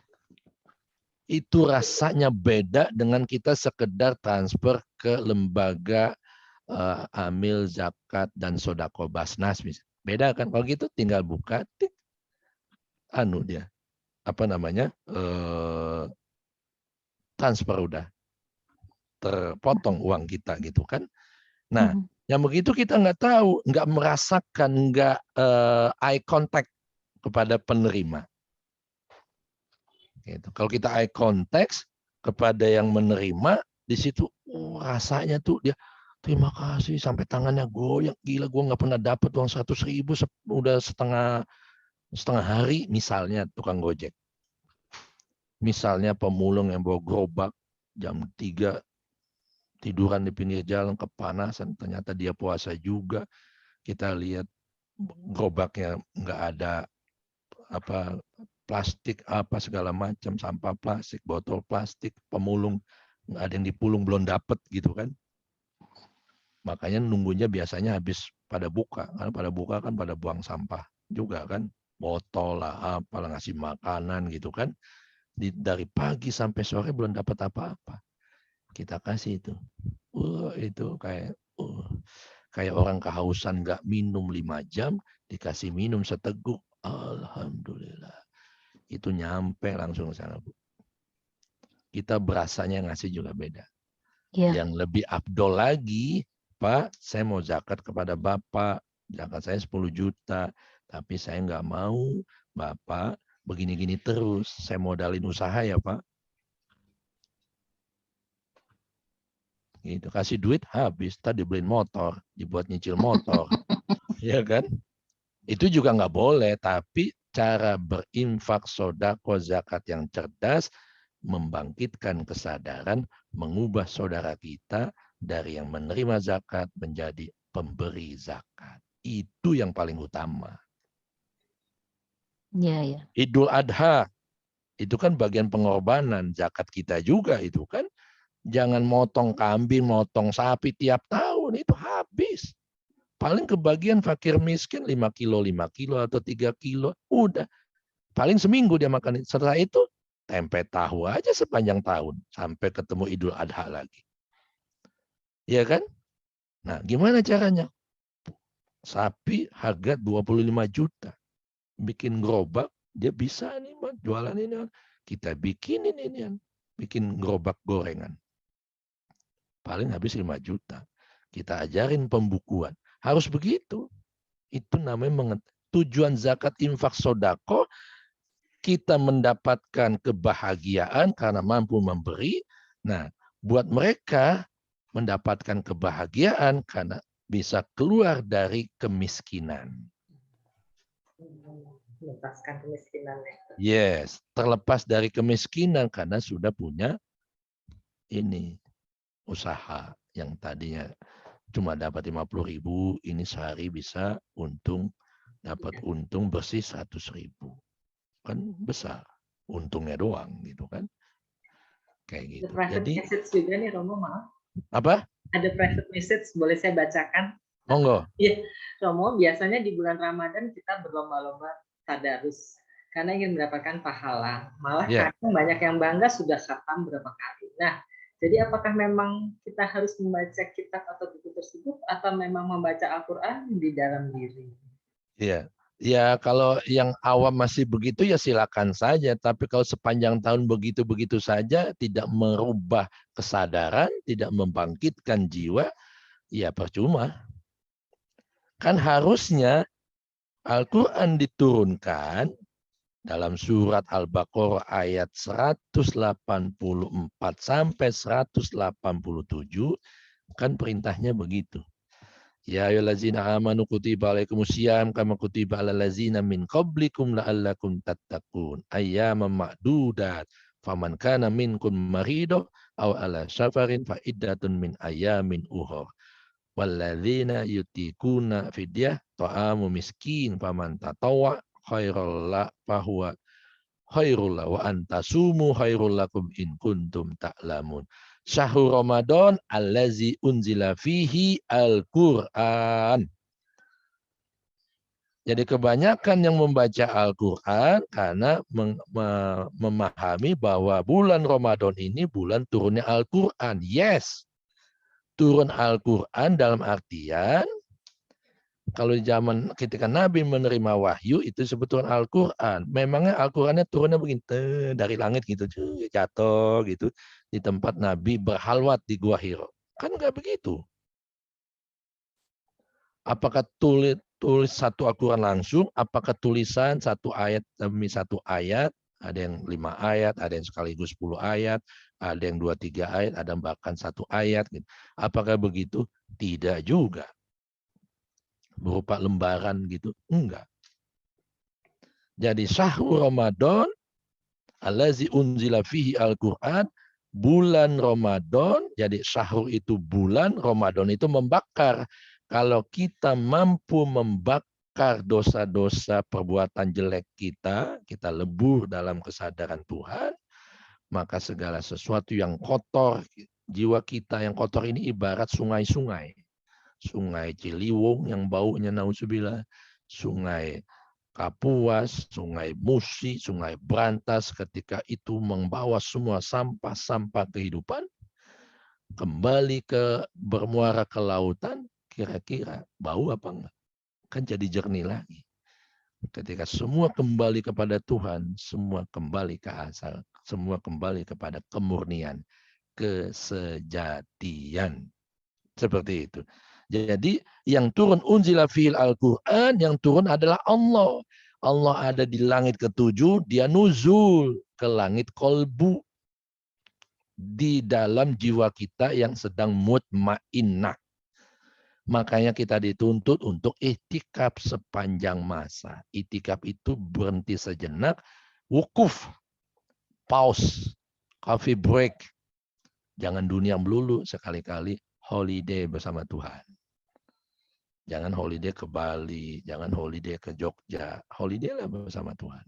Berasik masuk kepada Tuhan. Itu holiday kita. Itulah yang disebut, kalau kita mampu merasakan kehadiran Tuhan, itu disebut nuzulul Quran. Al-Quran ini bukan Al-Quran mushaf maksudnya. Allah Subhanahu wa Ta'ala. Sifat dengan zat tidak dapat dipisahkan. Jadi Al-Quran yang sebenarnya adalah Allah Subhanahu wa Ta'ala. Jadi bulan Ramadan artinya ketika seorang hamba membakar jiwanya yang penuh dengan dosa noda menjadi bersih. Kalau sudah bersih, suci, ya dia akan sejenis dengan Allah. Karena memang asalnya ruh itu maha suci, tidak pernah diciptakan, tapi ditiupkan. Jadi ketika sama-sama suci, sama-sama bersih, soul to soul ketemu. Itu yang disebut Idul Fitri. Kemudian unzila fihi al-Quran, turunnya Allah yang menjadikan hudalinnas, Allah menjadi petunjuk, bukan ayatnya, tapi Allah yang berfirman, yang memberikan petunjuk kepada kita. Baca Quran, tadarus, hatam setiap 10 hari atau setiap 5 hari hatam satu Al-Quran, nggak penting. Nggak diperintahkan juga untuk menghatamkan gitu, itu cuma adat aja. Sunnatul adat. Wajib itu mengamalkan isinya. Bagaimana kita bisa mengamalkan isi kandungan Al-Quran kalau kita nggak paham maknanya? Bagaimana kita bisa paham maknanya yang sebenarnya kalau kita nggak bertanya kepada yang berfirman? Maka banyak-banyaklah kata Allah, ini sudah dikatakan, ujibu da'watad da'iza da'ani falyastajibu li wal yu'minu bi. Maka ajaklah, aku akan menjawab ajakanmu. Pernah nggak mengajak Allah turut serta dalam puasa, dalam infak, dalam sedekah, dalam zakat, dalam tadarus, dalam qiyamul lail selama Ramadan? Jangan otomatis ngikut kebiasaan. Ajak dia, ya Allah, aku mengajak engkau untuk berpuasa padaku. Emangnya Allah berpuasa? Pasti kalau nggak berpuasa, sudah dari kapan tahu Indonesia dijungkir balikan oleh Tuhan. Karena salah urus oleh pemimpin-pemimpinnya. Kalau benar ngurusnya, sudah jadi negara maju kita ini.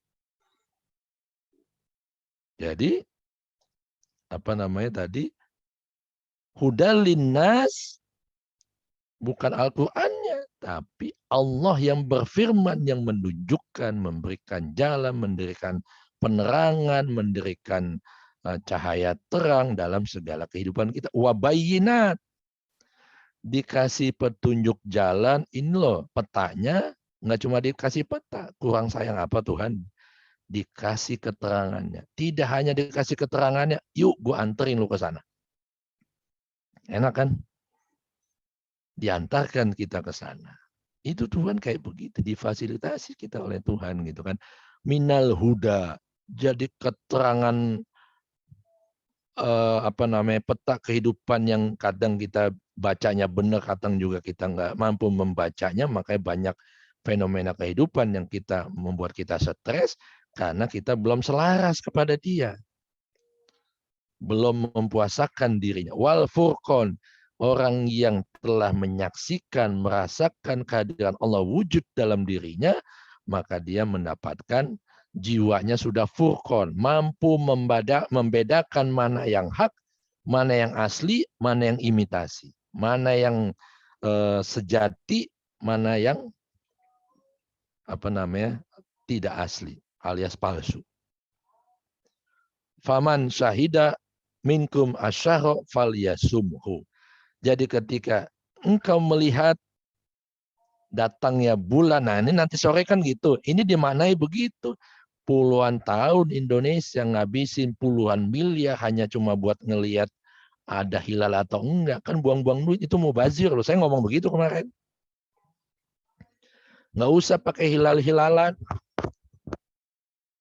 nggak usah banyak-banyak tempat gitu kan. Sekarang sudah ada teknologi, punya nggak di iPad atau di apa untuk melihat ini sudah masuk Ramadan, 1 Ramadan atau belum. Itu sudah ada teknologi dan sederhana teknologinya. Ada aplikasinya. Nggak pakai puluhan miliar, ngabisin uang rakyat. Saya bilang begitu kemarin. Ya, Kementerian Agama itu. Jadi, apa namanya, ini makna ini, faman syahida minkum, ketika kita melihat sahar. Sahar itu bulan. Bulan itu the beauty of God. Sebagai simbol, ikon, the beauty of God. Ketika engkau melihat wajah agung Allah di hadapanmu, maka berpuasalah. Artinya, lu jangan lagi ngelihat yang lain. Ini kalau ibu-ibu di sini ngelihat saya, Kan masih ngelihat kan gitu kan. Tiba-tiba saya disuruh minggir. Datang Brad Pitt. Gitu, datang Tuhan. Masih pengen ngelihat saya enggak? Ya enggak, mestinya enggak. Itu yang disebut paliyasumhu. Itu di ayat 185. Iya 185, panjang itu 185. Jadi ketika engkau mengilat hilal, maka puasa, menahan diri dari segala sesuatu selain Allah. Karena hilal itu, sahur itu, cahaya itu, bulan itu sebagai wujud the beauty of God. Kenapa enggak matahari? Kenapa simbolnya bulan? Kalau matahari itu bikin gerah. Kalau gerah jadi sumuk, kalau sumuk jadi gelisah. Ya kan? Nah, makanya ada matahari, ada bulan. Nah, Ramadan simbolnya mau mulai pertemuan pada Tuhan, melihat wajah anggun Allah Subhanahu wa taala. Itu diibaratkan melihat hilal. Kalau udah melihat wajah Allah, jangan engkau melihat yang selain Allah. Nah, itu disebut falyasumhu, maka berpuasalah dari segala sesuatu selain Allah. Kan engkau lagi ngelihat dia. Kok bisa-bisanya lagi menghadap dia masih ngelihat aku lewat. Kata Majnun kan gitu. Ketika dia mencari-cari pasangannya Laila, telanjang dada gitu kan, cuma pakai celana doang. Dia lewatin kabilah pedagang gerombolan gitu, orang-orang yang ngaku paling beriman gitu kan, sholat di padang pasir. Terus di depan imamnya ini si Majnun bolak-balik, mondar-mandir, muter-muter karena dia Laila, aina anti, di mana kamu? Kita selesai sholat dimarahin Majnun. Kamu nggak tahu orang lagi sholat, dosa kamu mengganggu sholat gitu kan. Gangguin orang sholat ya, jadi nggak khusyuk. Kata Majnun dengan santainya, tapi dalam pesannya, kok bisa lagi sholat masih melihat saya? Saya aja nggak ngelihat kalian. Digituin sama Majnun. Saya tidak melihat kalian sedang sholat ketika saya sedang mencari kekasih saya, Laila, Allah Subhanahu wa taala. Laila itu sebagai simbol batin, simbol Allah. Akhirnya rombongan pedagang yang juga ahli agama itu berkhidmat menjadi muridnya si Majnun. Majnun itu artinya gila. Orang yang tergila-gila kepada wujud keberadaan Allah yang selalu dirindukannya. Kemana saja dia jalan, dia lewat, dia memandang kekasihnya. Dia menyebut-nyebut namanya. Dalam arti zikrullah. Seperti itu. Mestinya seperti itu. Waman kana maridon, kalau dalam perjalanan spiritual, puasa termasuk perjalanan spiritual. Kita kan naik pesawat walaupun 11 jam ke Eropa atau 15 jam ke Eropa, gue sih tetap puasa, gue kuat kok. Nggak boleh tuh. Tuhan kasih kemudahan, Tuhan kasih keringanan supaya kita manfaatkan. Karena kalau kita terus ngoyo mengejar itu kuantitas, khawatirnya bosan, cepat bosan. Ketika bosan ditinggalkan semua. Lebih baik ada jeda sesaat gitu, guyonan dulu, santai dulu. Makanya ada sholat taraweh. Sholat taraweh bukan dari rakaat pertama sampai 23 terus sampai selesai, nggak ada jeda. Taraweh itu artinya istirahat. Istirahat itu ya istirahat, dapat 6 rakaat, berhenti sebentar. Mau dilanjutin saat itu juga, monggo. Enggak, lanjutin aja nanti tengah malam. Sekalian tahajud. Enggak apa-apa. Oh, tadi waktu habis Isya, saya sholat taraweh 6 rakaat. 2 gitu kan. Berarti kalau 11 kurang 5. Nanti malam saya sholat lagi. Saya lanjutin. Enggak apa-apa. Itu ada aturannya. Jadi beragama itu meringankan. Kalau orang beragama hidupnya makin susah, makin ribet, ada yang salah dalam pemahaman keberagamaannya. Atau boleh jadi si pendakwahnya yang membimbing dia yang salah. Itu. Nah, lanjut. Jadi kalau sakit jangan maksa. Kalau di pesawat, tapi kan kita enak mau makan tinggal di AC, udah nggak kena panas makan. No, kalau saya malah seneng, saya sama sholat juga begitu kan. Mau ini tahu nanti ada meeting jam jam 3 gitu kan. Nah, itu kalau meeting jam 3 belum masuk waktu asar misalnya, kita tahu nah kalau udah meeting susah keluar nih. Nah, harus punya siasat. Apa? Kita tarik sholat asar ke waktu zuhur sebelum mulai meeting. Supaya apa? Supaya kita selalu itu mendahulukan kepentingan Tuhan. Itu. Kenapa?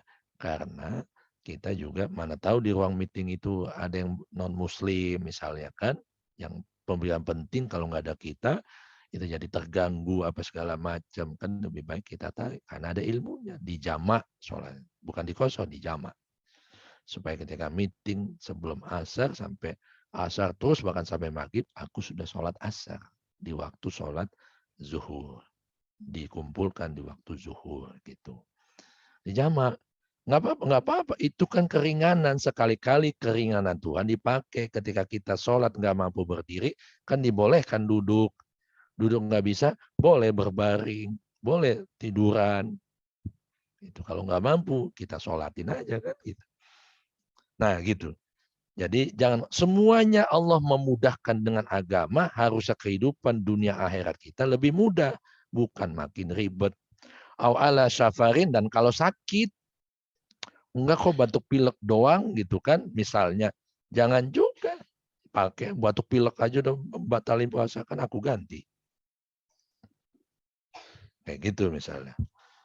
Kalau ganti setelah lebaran nggak enak, berat rasanya. Kalau puasa rame-rame kan enteng. Ada yang ngomong begitu. Akhirnya maksa puasa, akhirnya makin parah sakitnya. Menzolimi dirinya, malah jadi berdosa. Itu jadi puasanya malah jadi haram. Orang yang mau operasi kan harus puasa. Harus nggak puasa, operasi, setelah itu nggak boleh puasa. Harus makan, harus minum misalnya. Gitu. Jangan puasa.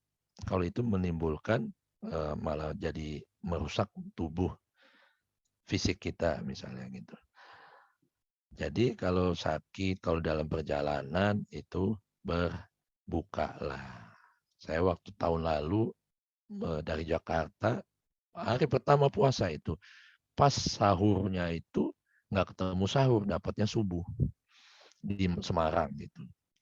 Saya tanya anak istri saya, pada mau puasa atau mau jadi musafir? Kalau musafir boleh membatalkan puasa, tapi diganti. Gue males, biarin nggak sahur nggak apa-apa. Karena gantinya nanti males, nunda-nunda gitu. Ya nggak apa-apa kalau kamu mau begini. Kalau gue sih mau makan nasi uduk, nasi bubur ayam nih, enak banget ya, khas Semarang. Nggak pengen, saya gituin sengaja. Ini gimana sih, kata anak saya. Manfaatkan keringanan Allah yang selama ini kita ngotot beragama harus begini begitu. Ada keringanan, ada wilayah darurat. Kalau darurat mengejar waktu, nggak sempat berwudu di rest area, tayamum. Walaupun tidak ada air di mana-mana melimpah, tayamum, nggak apa-apa di kendaraan. Misalnya seperti itu. Kan darurat. Yang namanya darurat kan nggak setiap saat kita pakai. Keringanan Allah kan nggak setiap saat. Kalau setiap saat itu namanya haji mumpung. Itu malah nggak boleh. Gitu. Jadi betapa intinya Allah adalah memberikan kemudahan dalam setiap aspek kehidupan. Kadang pikiran kita sendiri yang bikin susah, yang bikin ribet. Allah mengendaki, ini dibilang Allah yuridullah bikumul yusra wala yuridu bikumul us walitukmilul iddah walitukabbirullah ala ma hadakum wa la'allakum tashkurun. Dijadikan itu semua supaya kita mensyukuri segala apapun yang Allah berikan. Kita pakai, kita manfaatkan dengan sebaik-baiknya. Jadi beragama itu luas dan luwes, tidak kaku, tidak sempit dalam beragama. Wa iza salaka, dan jika kamu ada yang bertanya padamu dari hamba-hambaku, kata Allah pada Nabi, katakanlah sesungguhnya aku dekat, bahkan lebih dekat dari urat leher semua manusia. Ujibu da'watad da', aku menjawab panggilan, ajakan setiap hambaku. Mari mulai malam ini kita ajak Allah dalam segala aktivitas kita, termasuk tadarus. Enggak ada yang salah dengan tadarus. Tadarus itu artinya darosa yadrusu, tadarus. Artinya belajar, mengamati, menghayati, dan harus sampai mengalami. Itu namanya tadarus. Asal katanya darosa. Darosa itu pelajaran, yudarisu, memberikan pelajaran. Mudaris, orang yang memberikan pelajaran. Siapa yang memberikan pelajaran? Allah. Alamal insan malam ya'lam. Allah yang memberikan pengetahuan, pelajaran kepada hambanya atas apapun yang belum diketahuinya. Jadi bukan guru ngaji yang jadi ini, tapi Allah langsung yang mengajarkan makna ini yang paling dalam. Keren kan? Dan itu kalau diniatkan bisa terjadi di bulan Ramadan, kalau kita mau. Jadi ajak dia untuk turut serta dalam kaji-kaji, ngaca jiwa maksudnya gitu. Bukan sekedar baca, ngejar setoran supaya hatam, nggak penting. Kalau kita nggak tahu maknanya, kita nggak bisa mengamalkannya. Padahal yang paling wajib mengamalkan isi firman Allah. Supaya kita makin mulia, makin menjadi tidak beda dengan dia. Kemudian setuju, kan ada teknologi, kenapa nggak digunakan sehingga ada perbedaan tanggal mula? Iya, itu teknologi. Kemarin saya ngomong, ya ngabisin anggaran, Pak. Anak kecil aja bisa, ngapain pakai ngeliat-ngeliat susah-susah ke pinggir pantai di Sabang, di Maroke, di Pangandaran, ngabisin duit. Teknologi sudah canggih gitu kan. Kapan awal, kapan dia muncul gitu. Itu. Ini yang lupa kita lakukan. Satu sisi dunia sudah serba digital, tapi kecanggihan itu kita tidak pakai untuk makin mendekatkan diri pada Tuhan. Senangnya kita beragama itu ribet gitu loh. Ya kan, kalau nggak ribet, ya nggak asik kan katanya kan. Senang melihat orang lain susah, atau susah melihat orang lain senang. Penyakit SMS. Silakan kalau ada lagi. Berapa menit lagi ini? Apa sudah selesai? Kesimpulan aja Romo, receiver itu supaya kita lebih paham dan mengerti ya untuk bisa menjalankannya.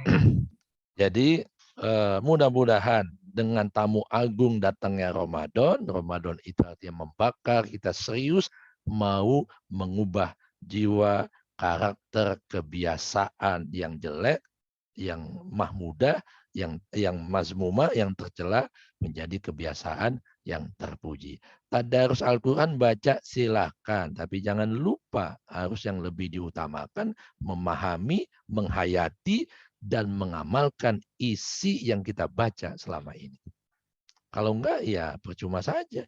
Kan Al-Quran menjadi hudal linnas, petunjuk buat manusia yang mau berpikir dan yang sadar gitu. Yang kedua, tamu agungnya adalah Lailatul Qadar. Lailatul Qadar jangan ditunggu, tapi diciptakan.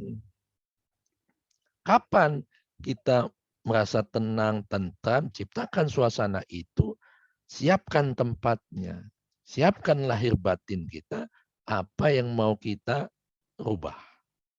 Ya Allah, mulai malam ini, aku akan rubah kebiasaan-kebiasaan jelek yang tadinya emosian, pemarah, suka irian, suka ngomongin orang. Aku ingin sedikit ngomong, sedikit bicara, sedikit tidur.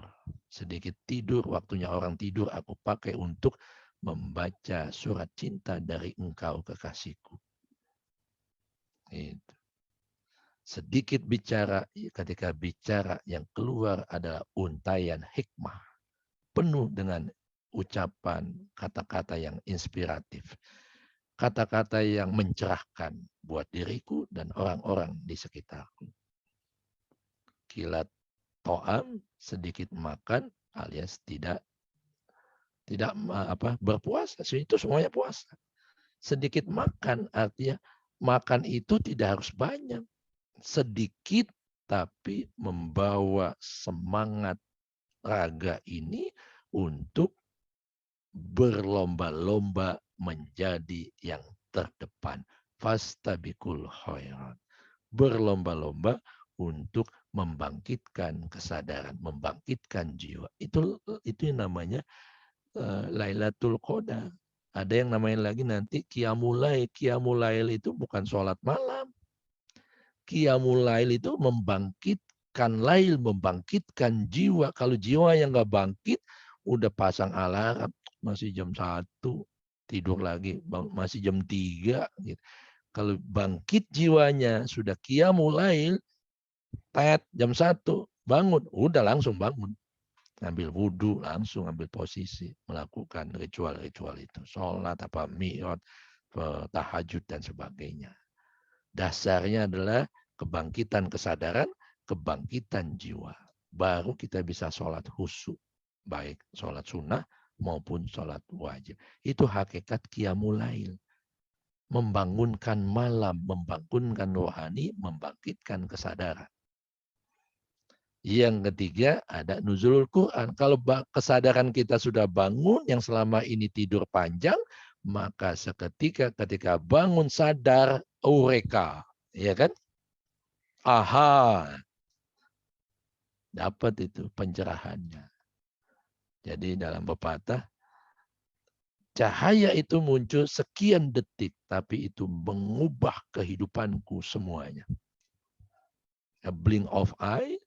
Cahaya itu seperti sekejap mata, tapi membekas sepanjang masa. Itulah yang disebut lebih baik dari 1000 bulan. Karena yang selama ini penuh dengan kemaksiatan, penuh dengan perbuatan tercela, semua sifat-sifat jelek ada dalam diri kita, walaupun ada juga yang bagus, itu semua hilang.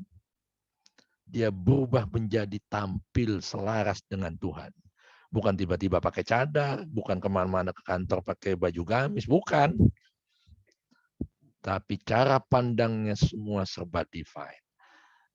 Jadi in the hidden, kita akan mendapatkan there is hidden sweetness in the stomach's emptiness. Yang pernah saya katakan di sini. Jadi ada sukacita, ada manis yang tidak bisa kita ungkapkan ketika kita mampu mengosongkan diri dari segala sesuatu selain Allah.